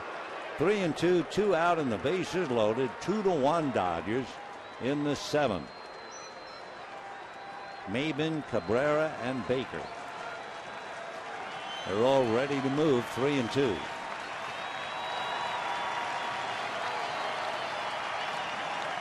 Now Capuano's not ready.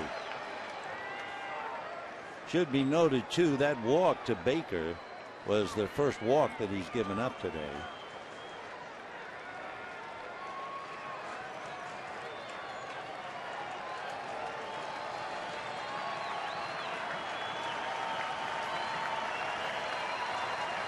Three and two. Everybody goes. Fastball grounded back a third. Great stop by Hairston, and he throws it away. Jerry Hairston made a remarkable stop, but 2 runs will score on the high throw. And that turns things around. 3-2 San Diego. It'll be E5 all the way. Grandal reaching second. They stop Baker at third. And both Maben and Cabrera come home. For Hairston, who's made a couple of fine plays and made a great stop on that ball, but he's also committed 2 errors, and this one really hurts. And it will take Capuano out after a great effort. Chris comes out, and we'll pause for this.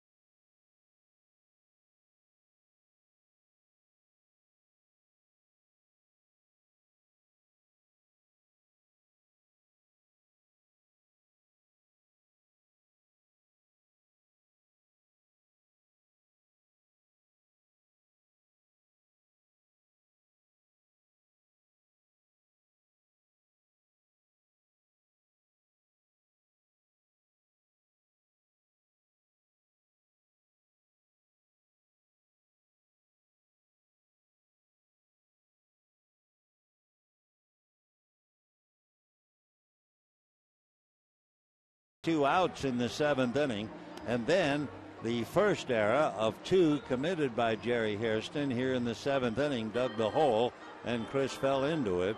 Is charged with 3 runs so far. The runners at second and third are also his responsibility, so his day is not over yet. Meanwhile, the responsibility to get the last out has been given to Josh Lindblom, and the hitter against him, Chris Denorfia, will not come up. Alexei Amarista at 5'6" will come up instead. Amarista was at the plate last night when the Padres pulled off the steal of home, etc. The previous inning, he had doubled. So the left-hand hitter at 5'6", first base open, and Logan Forsythe on deck. Second and third. Big curveball for a strike. Alexei Amarista. He came to the Padres in the deal that sent Ernesto Frieri to the Angels. Amarista is from Barcelona. Barcelona Venezuela.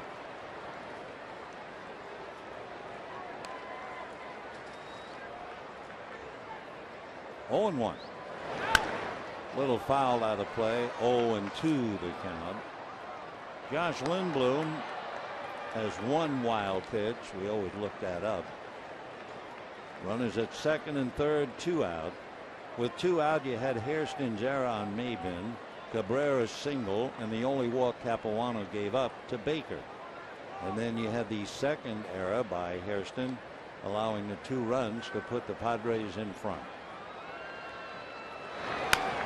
Ground ball right by, and another great stop. Safe at first is Amarista, and the run scored. Jerry Hairston has made some remarkable plays at third base, but when you look in the box score, you're going to see that he's committed 2 errors. He takes a double away with this incredible stop, gets his throw, and Amarista just does beat it with a head-first slide. So that means Baker scores, and the Padres lead 4-2. That's a single, would easily have been a double.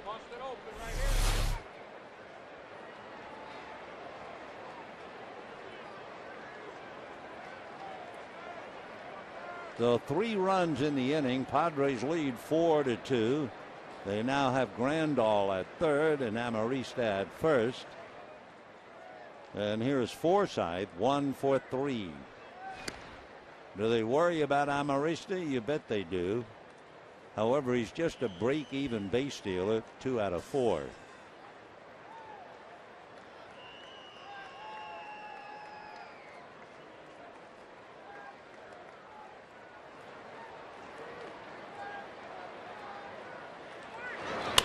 And sounded like a cracked bat and just a fly ball to center, and that will be that.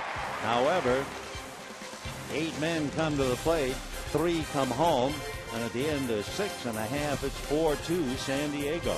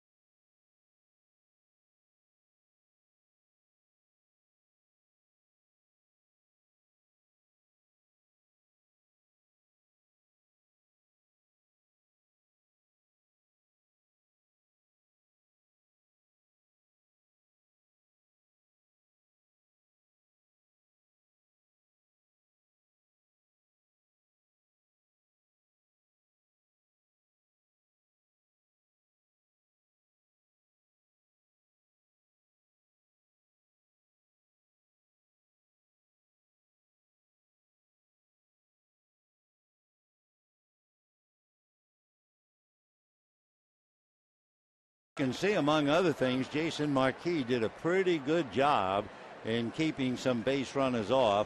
He still had trouble with Andre Ethier, had 2 base hits and a run batted in. And Jerry Hairston was playing the role of a hero with a double single in RBI.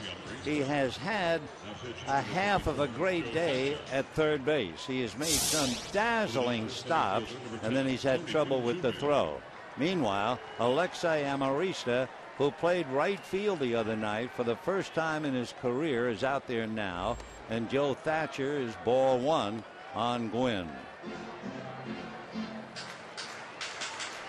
Up north, the Giants are leading the Astros 3-2, bottom of the 7th inning. Joe Thatcher out of Indianapolis, sidearm pitch for a strike. Tony Gwynn singled, stole a base, scored a run. Since then, struck out, fly to center.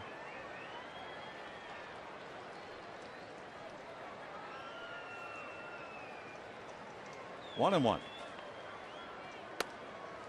Thatcher kind of dips his head. It almost hides behind his right shoulder. Might be a little tough picking up the ball against him. Joe was originally signed by the Brewers out of the Frontier League back in 2005. He played for the River City Bandits. That's going to go foul down the line, out of play. So the Padres trying to give the Dodgers a bad time, leading 4-2, trying to win 2 out of 3 and put a lot of heat on the Dodgers since the Giants are winning 3-2 in the bottom of the 7th up north. 2-2 to Tony Gwynn. Joe sneaks that thing, ball 3.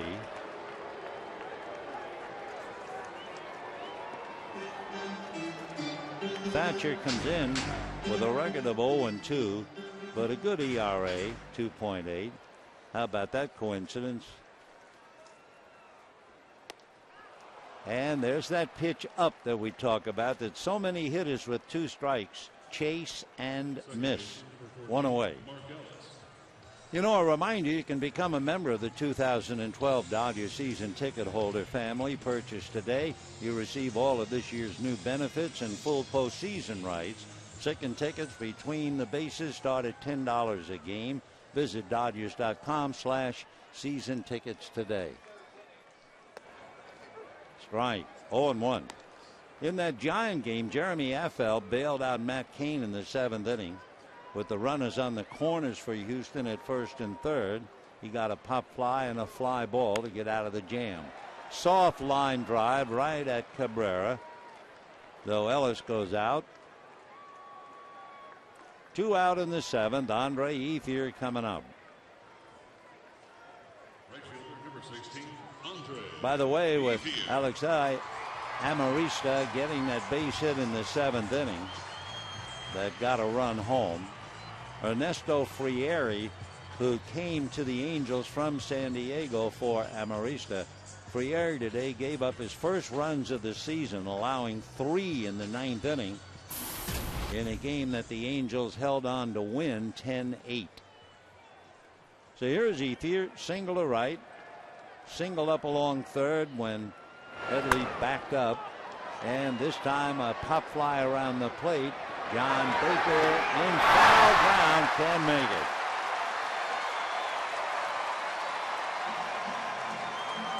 Baker had to get around Ethier because Andre is not obligated to leave the box. He'll stay right there.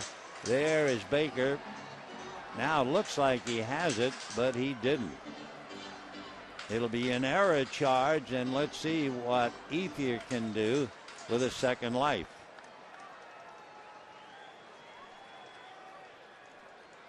So Baker draws the error. We've had 6 errors in the game. Dodgers have committed 4, and the Padres 2.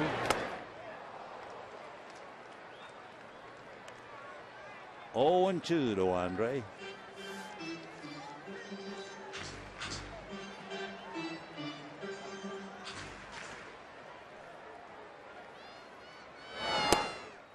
Ethier against the left-hander Hatcher, 2 for 10. That would be a 200 batting average. Andre hitting 298. 2-2.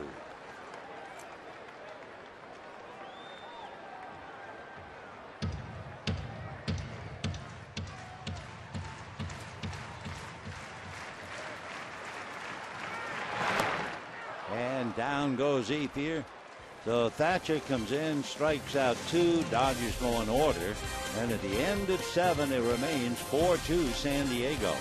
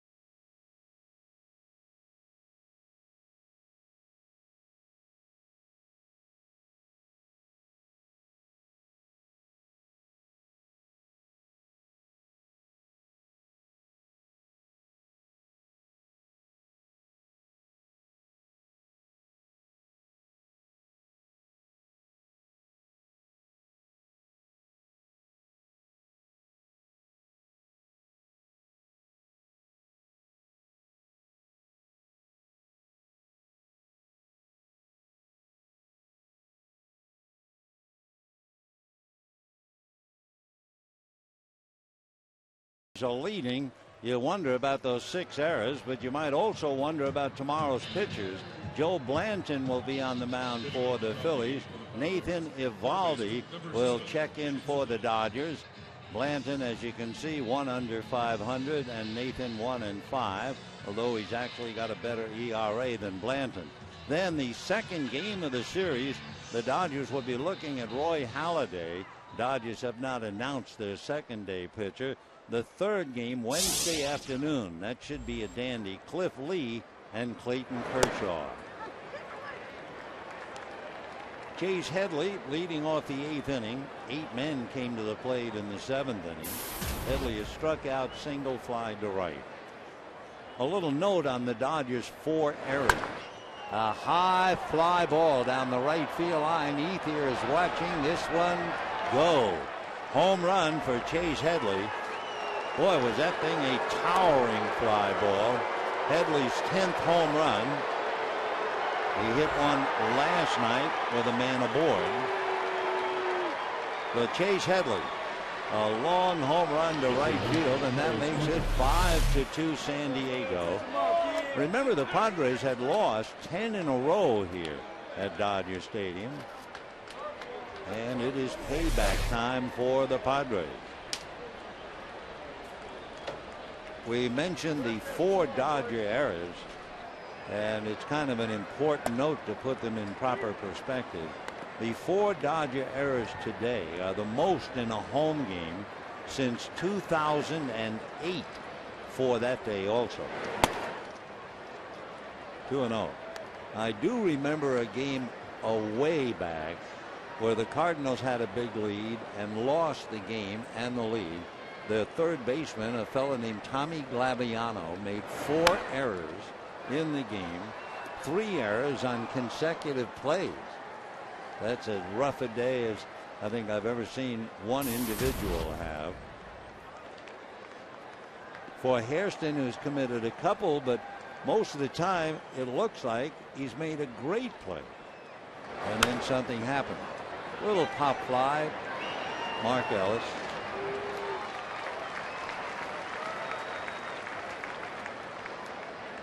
Batting next, number 23. So 1 away. Yonder Alonso. Yonder Alonso coming up. Alonso grounded to short, hit into a double play, fly to center. In the Dodger bullpen, Sean Tollison begins to warm up.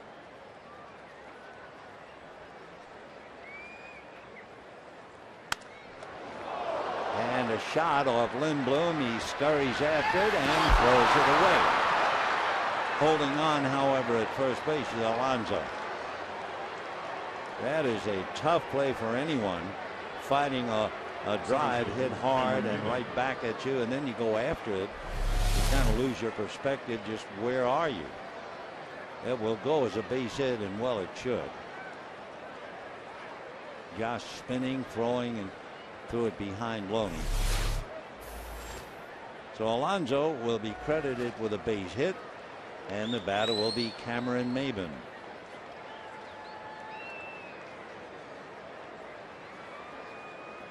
Five to 2 in favor of the Padres.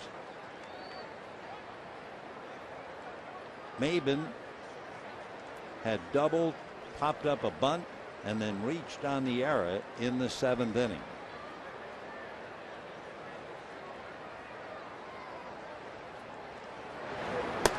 Fastball strike. 0-1.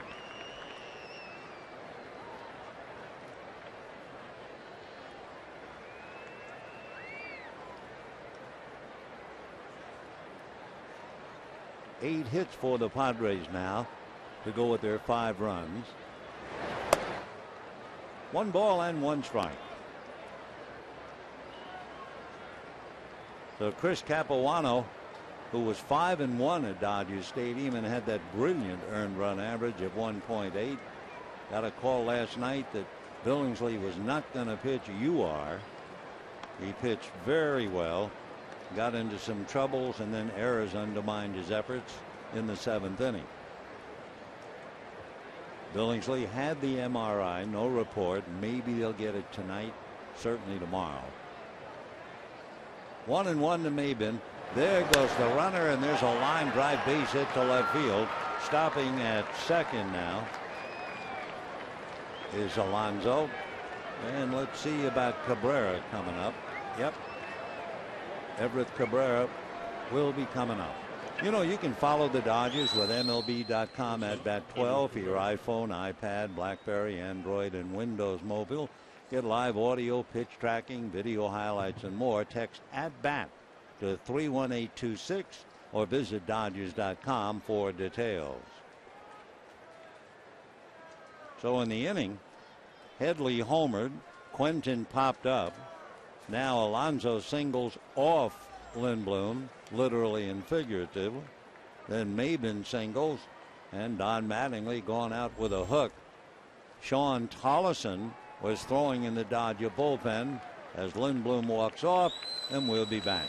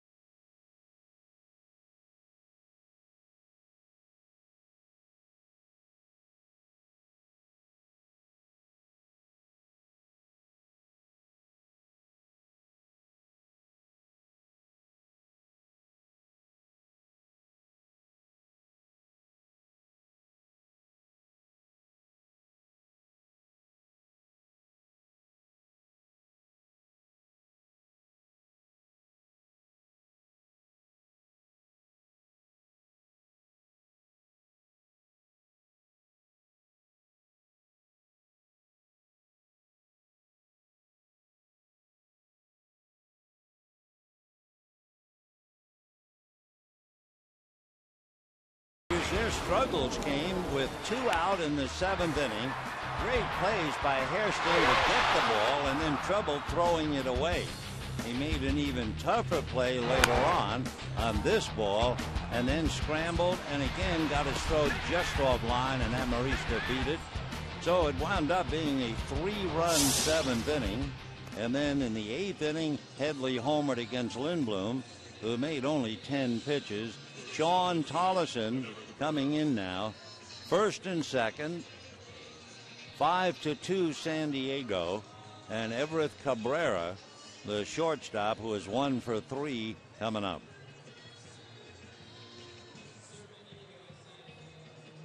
So Headley homered with 1 out. Alonso and Maben single. Cabrera, the switch hitter, 1 for 3, scored a run.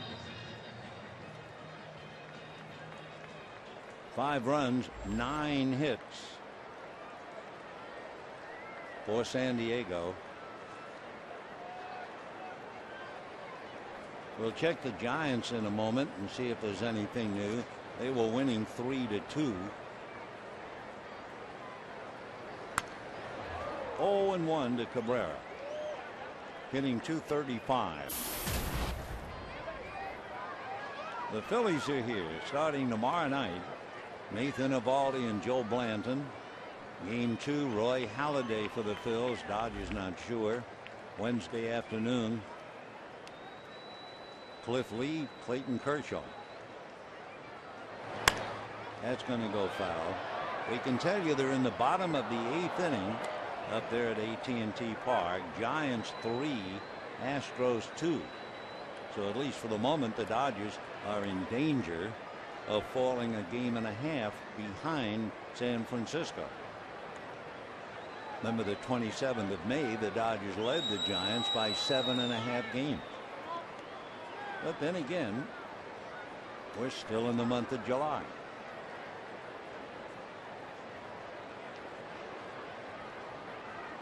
Cabrera, 2 home runs, 12 runs batted in, with Alonso and Maben out on the lines. 0-2.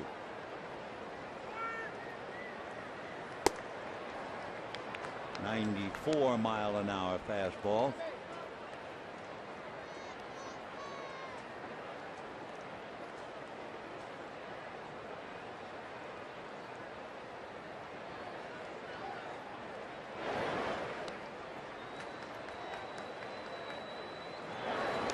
Check swing. Yep, he's been called out. Kind of a late call. Maybe they knew about it down on the field. Took a little while, but Jerry Davis, I think, pointed to him. I'm sure he told him that he had struck out. See, Jerry just point with the right hand. So Cabrera strikes out. 2 down, first and second. John Baker struck out, singled, and then walked in the 7th inning. That allowed Grandal to come up, and then the big error by Jerry Hairston. 2 out, 2 on, 1 in. 5-2 San Diego. We're in the top of the 8th. 0-1. Mark Kotsay, who appeared as a pinch hitter last night and popped up to short, is out on deck. He also appeared as a pinch hitter in Game 1 and popped up to short. So Mark is 0 for 2. He's waiting. Alonso and Maben out on the lines with 2 out. 0-1 to John Baker. 0-2. Down in the Padre bullpen, Luke Gregerson warming up. Used to be Luke Gregerson, Mike Adams, and Heath Bell, and Gregerson still remains in the pen.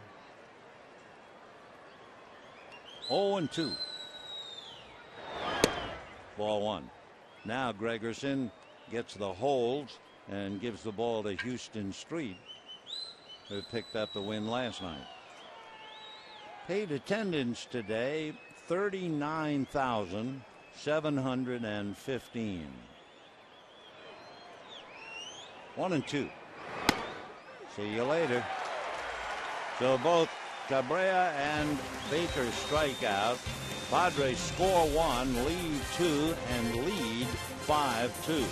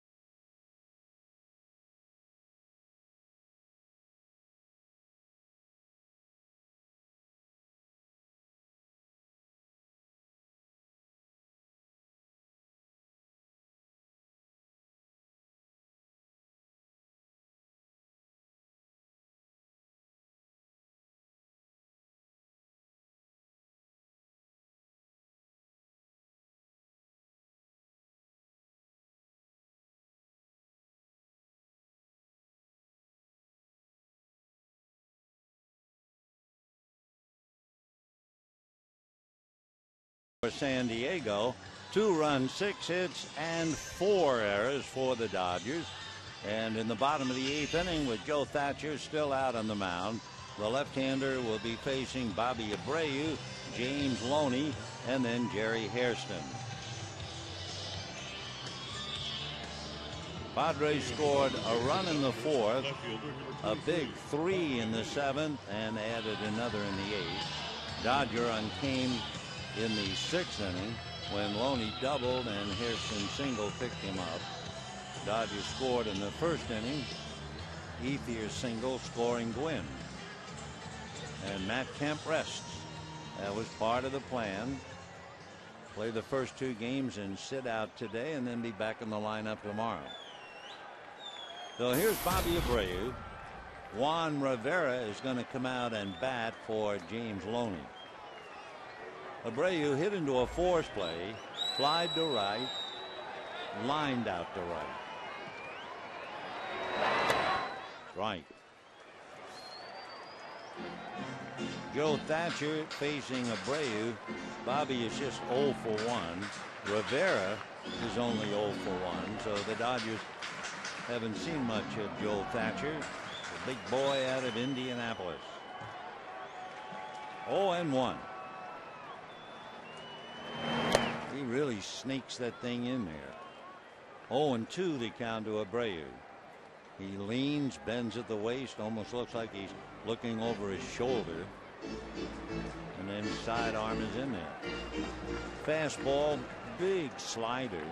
He throws a cutter to right-handers. Change-up so-so. 1-2. In the Dodger bullpen, Jamie Wright begins to warm up.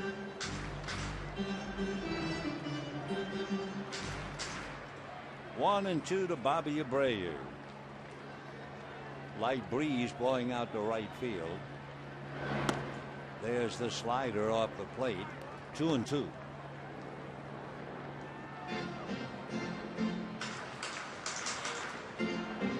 Padres 5, Dodgers 2. Bottom of the 8th.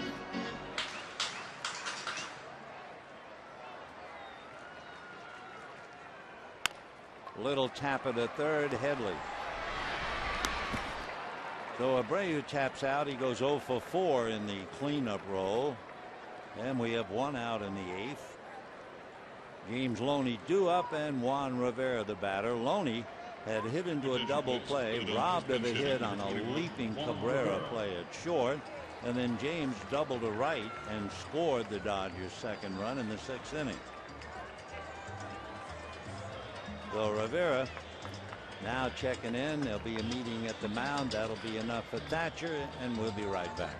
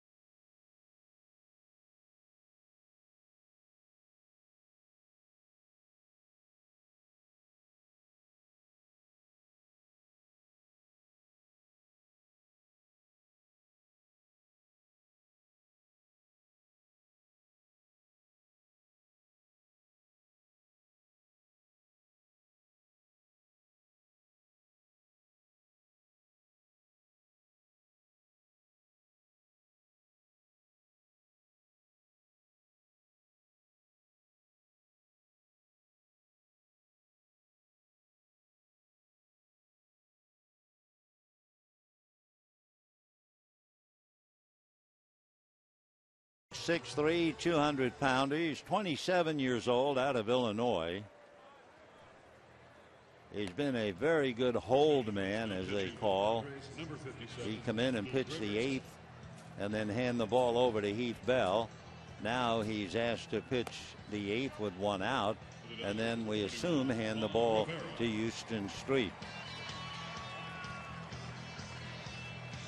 Gregerson, 28 years old, and he's been with the Padres since 2009. And he'll be pitching now to Juan Rivera. So in checking Gregerson, we Dodgers have certainly seen more of him.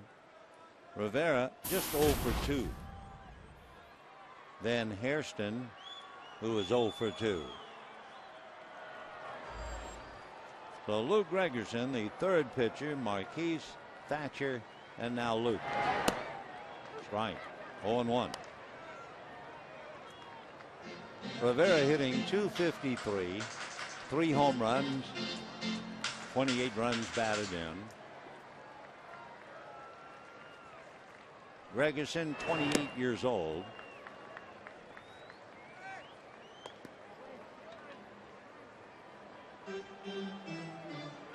Luke spent a lot of time in the Cardinal organization. Took him about 4 years to work his way to San Diego. You remember the shortstop the Padres had by the name of Khalil Green? Well, if you do, Padres made a deal with the Cardinals. They sent Khalil Green to St. Louis, and Luke Gregerson came to San Diego.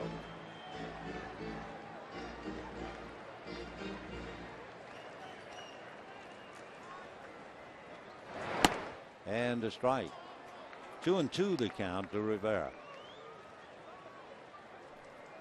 2 years ago, Gregerson set a record with 40 holds.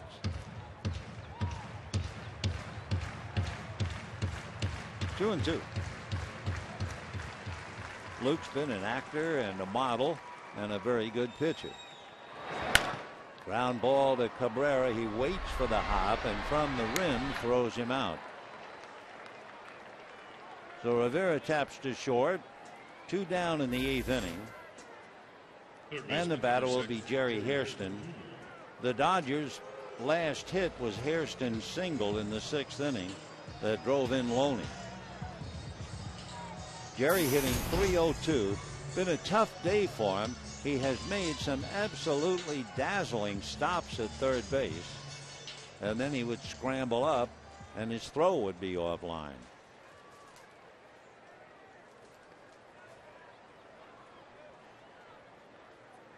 Hairston reached on an error, doubled and singled. Ball one. When the Padres come up in the ninth, they will start with Gregerson's spot.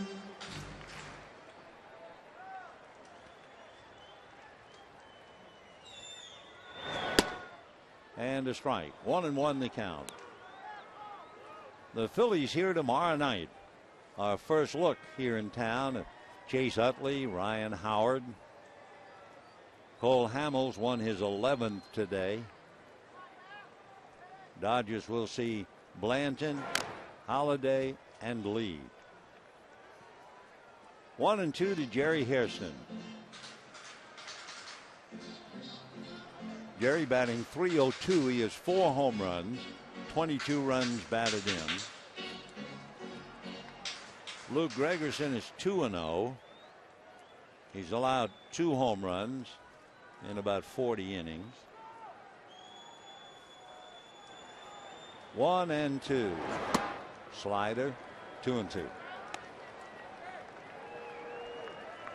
Dodgers got a run in the first inning. Padres tied it up in the 4th.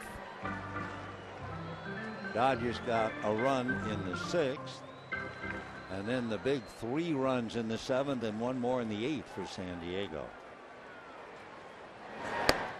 And down he goes. So the Dodgers go quietly in the 8th inning. That's 7 in a row retired. And at the end of 8, 5-2 San Diego.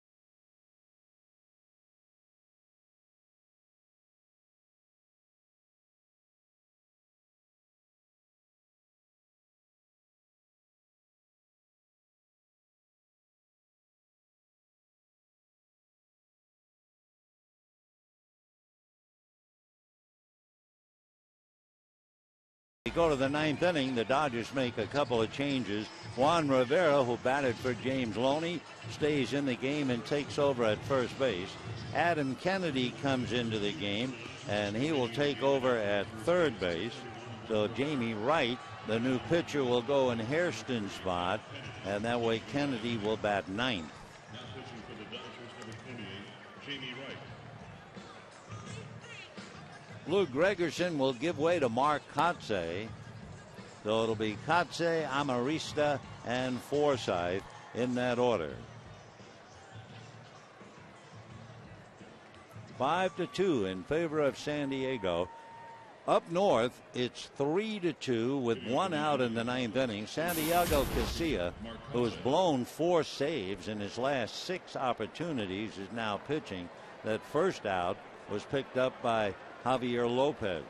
Giants are leading 3-2 in the 9th. We'll keep you posted for sure. So the veteran Mark Kotze checking in. And ball 1. Kotze twice has appeared as a pinch hitter. Each time he has popped up to shortstop.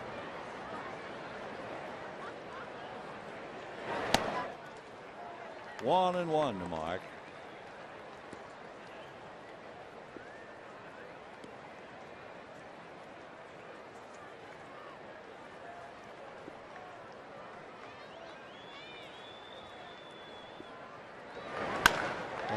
lifts one to left center and deep. Going to the track at the wall and colliding without making the catch. That's going to be a stand-up double, and let's see about Tony Gwynn out there. Boy, he hit that wall hard, but he's okay. He gestures to the bench, I'm fine.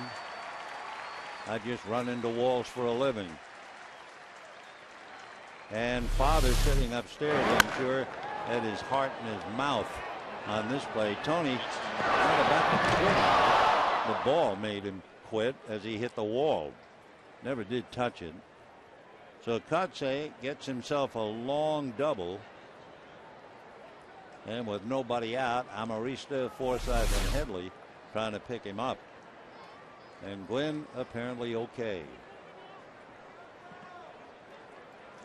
5-2 in favor of the Padres, and they're looking for more.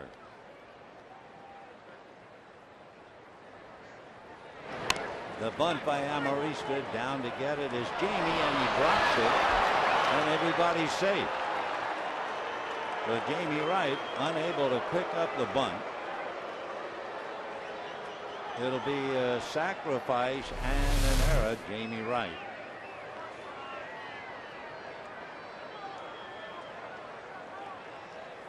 Sacrifice getting Kotsay to third, the error allowing Amarista to be safely aboard. So the Dodgers in trouble again.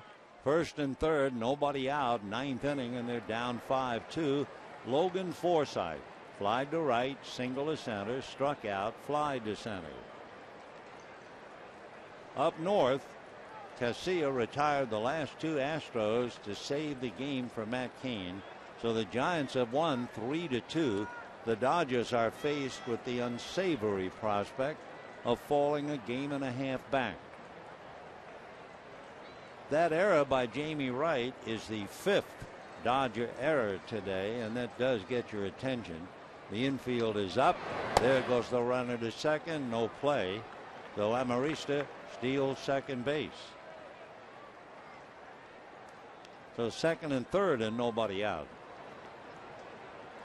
The last time the Dodgers had more than 4 errors in a game was September the 1st, 1995, here against the Montreal Expos. That day, hold your breath, the Dodgers committed 7 errors. The 7, 2 to Dave Hansen, 2 to Jose Offerman, 2 to Delino DeShields, and for good measure, 1 for Brett Butler.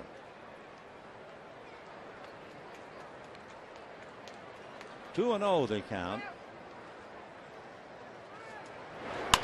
Ground ball to the right side. Ellis is on it. The runners have to hold. One down. And that'll bring up Chase Headley.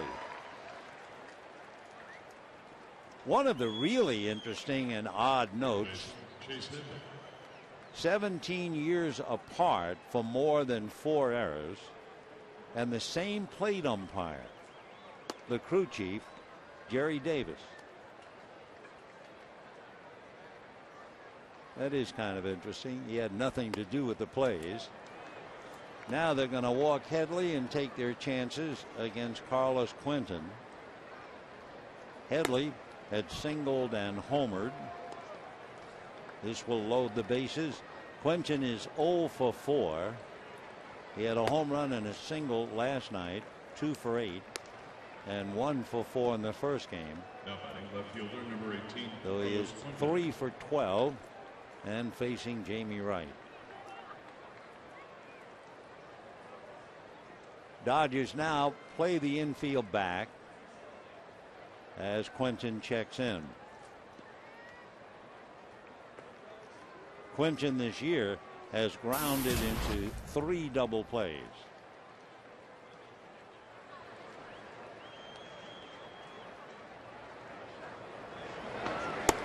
And ball 1. Interesting, Quentin came up in the 4th inning, hit a hard ground ball that was turned into a force play. He's also fly deep to right, popped up. Bases loaded, 1 out, 9th inning, 5-2 San Diego. And a drive to center. Gwynn is there to glove it. Tagging up is Kotze. He will score. The other runners hold. And it is 6-2 San Diego. Quentin picks up the RBI.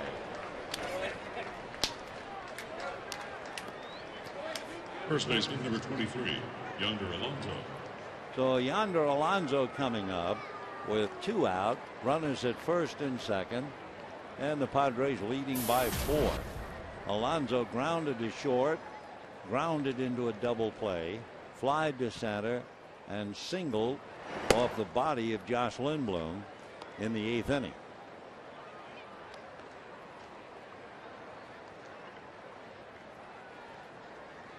Jamie, greeted by the pinch double by Mark Kotze, has surrendered a run. 1-1 the count. When the Dodgers come up in the 9th inning, Juan Uribe is due to lead it off. He would be followed by Matt Trainer and then Adam Kennedy. 1-1.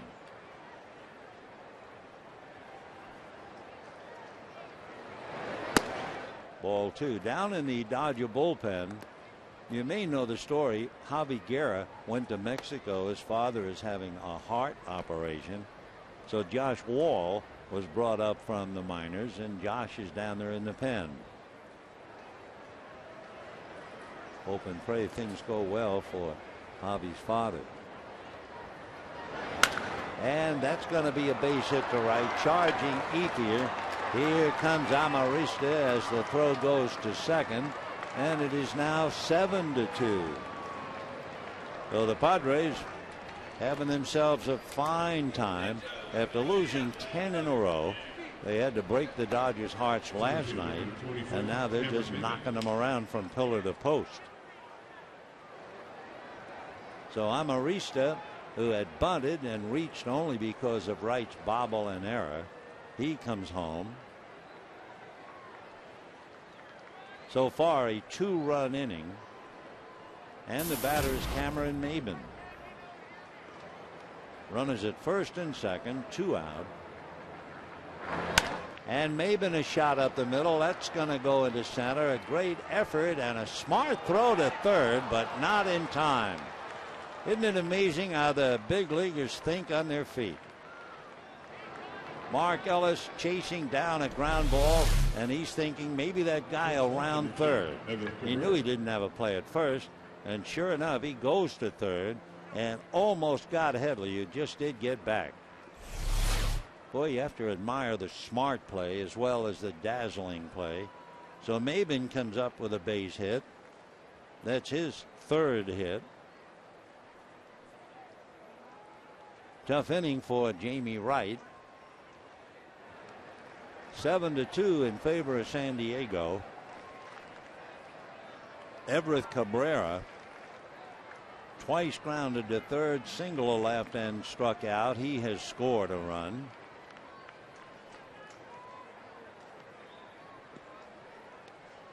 So the base is loaded and a chance for San Diego to get even more. 1 ball and no strikes. Everett Cabrera, switch hitter, 1 for 4 today.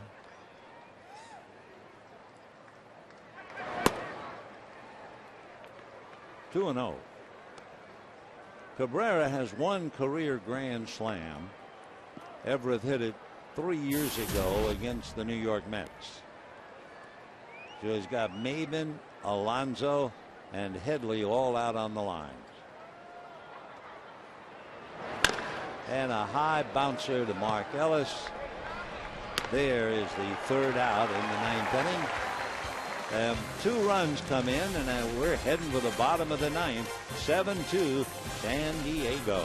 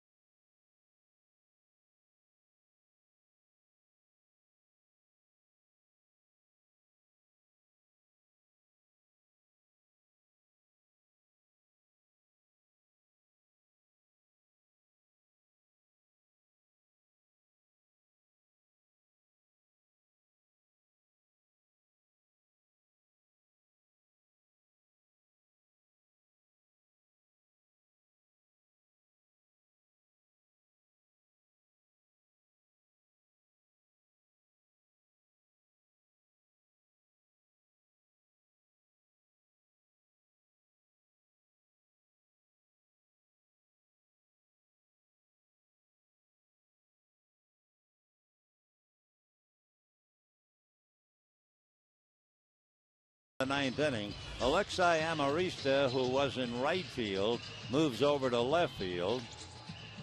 Will Venable comes off the bench to play right field. And on the mound, Dale Thayer.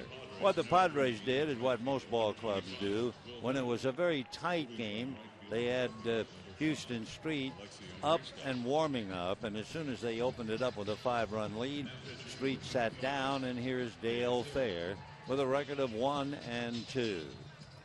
So Thayer is asked to get 3 outs and take this thing back home or wherever the Padres are heading.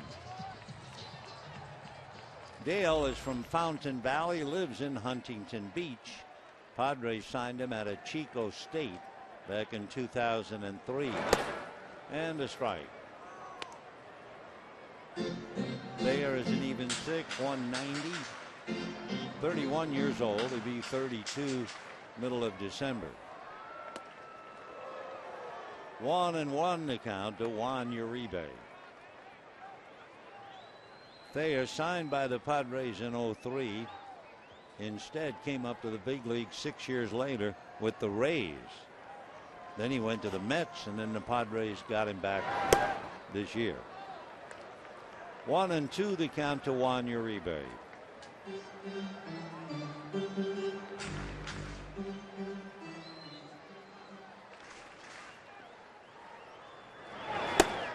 Two and two the count. Basically from Thayer, the hitters know they're going to get a fastball, slider, and change. 2-2 to Juan Uribe, hitting 194.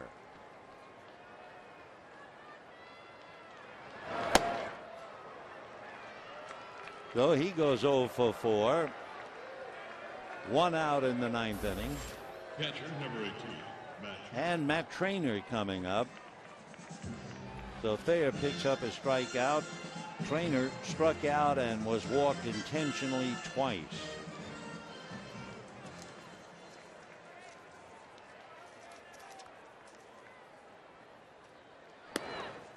And a strike. Thayer 1-2. He has walked 6 while striking out 23, so almost 4-1. 1 ball and 1 strike.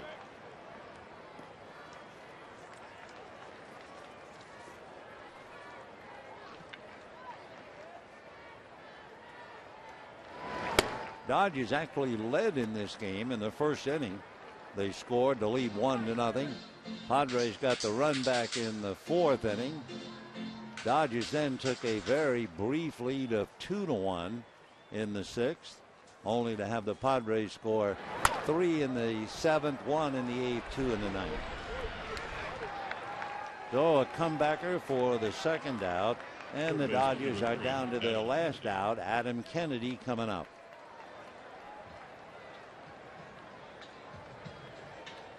Giants won.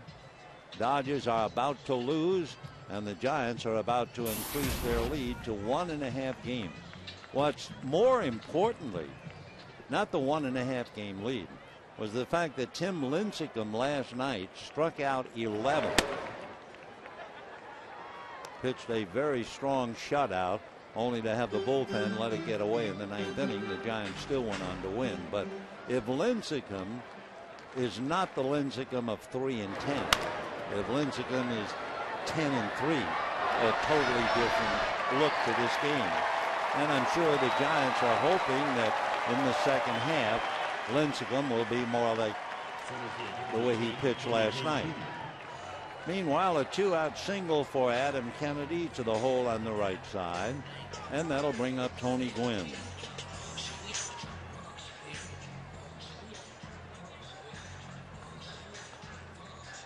Dodgers' first hit against the San Diego bullpen. They couldn't do anything against Thatcher or Gregerson. Now they get a 2-out single against Thayer. And since Thayer gives up the hit, they ask Houston Street to begin to play catch in the bullpen. Tony single, stole a base, scored a run, struck out twice, flied to center, crashed into the center field wall in pursuit of the double hit by Mark Kotze, but he's okay. 1-1 the count to Tony Gwynn. Phillies here tomorrow night. Chase Utley, Ryan Howard, and the rest. Shane Victorino, Carlos Ruiz. 1-1. Only one reason the Phillies are in last place. They lost some of their big power. You can imagine if the Dodgers went as long with Ethier out, let's say as long as Kemp, what that would have done. Line foul. Oh, Tony's still there. 2 balls and 2 strikes. 7 runs, 12 hits, 2 errors for San Diego. Dodgers 2 runs, 7 hits, 5 errors.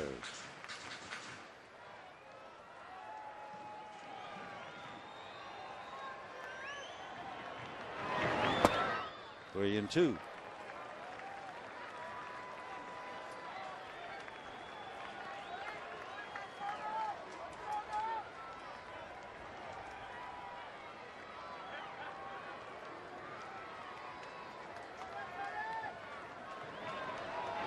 With the runner going, there's a fly ball to center. Cameron Maben at the other end of it, and that's it. So the Dodgers go quietly. They get 1 hit in the last 3 innings. 7 runs, 12 hits, 2 errors for the Padres. For the Dodgers, 2 runs, 7 hits, 5 errors, and they are now 1.5 games behind the Giants, and they welcome the Phillies tomorrow night. Stay tuned for Dodgers Live. It's coming up next. Good afternoon, everybody.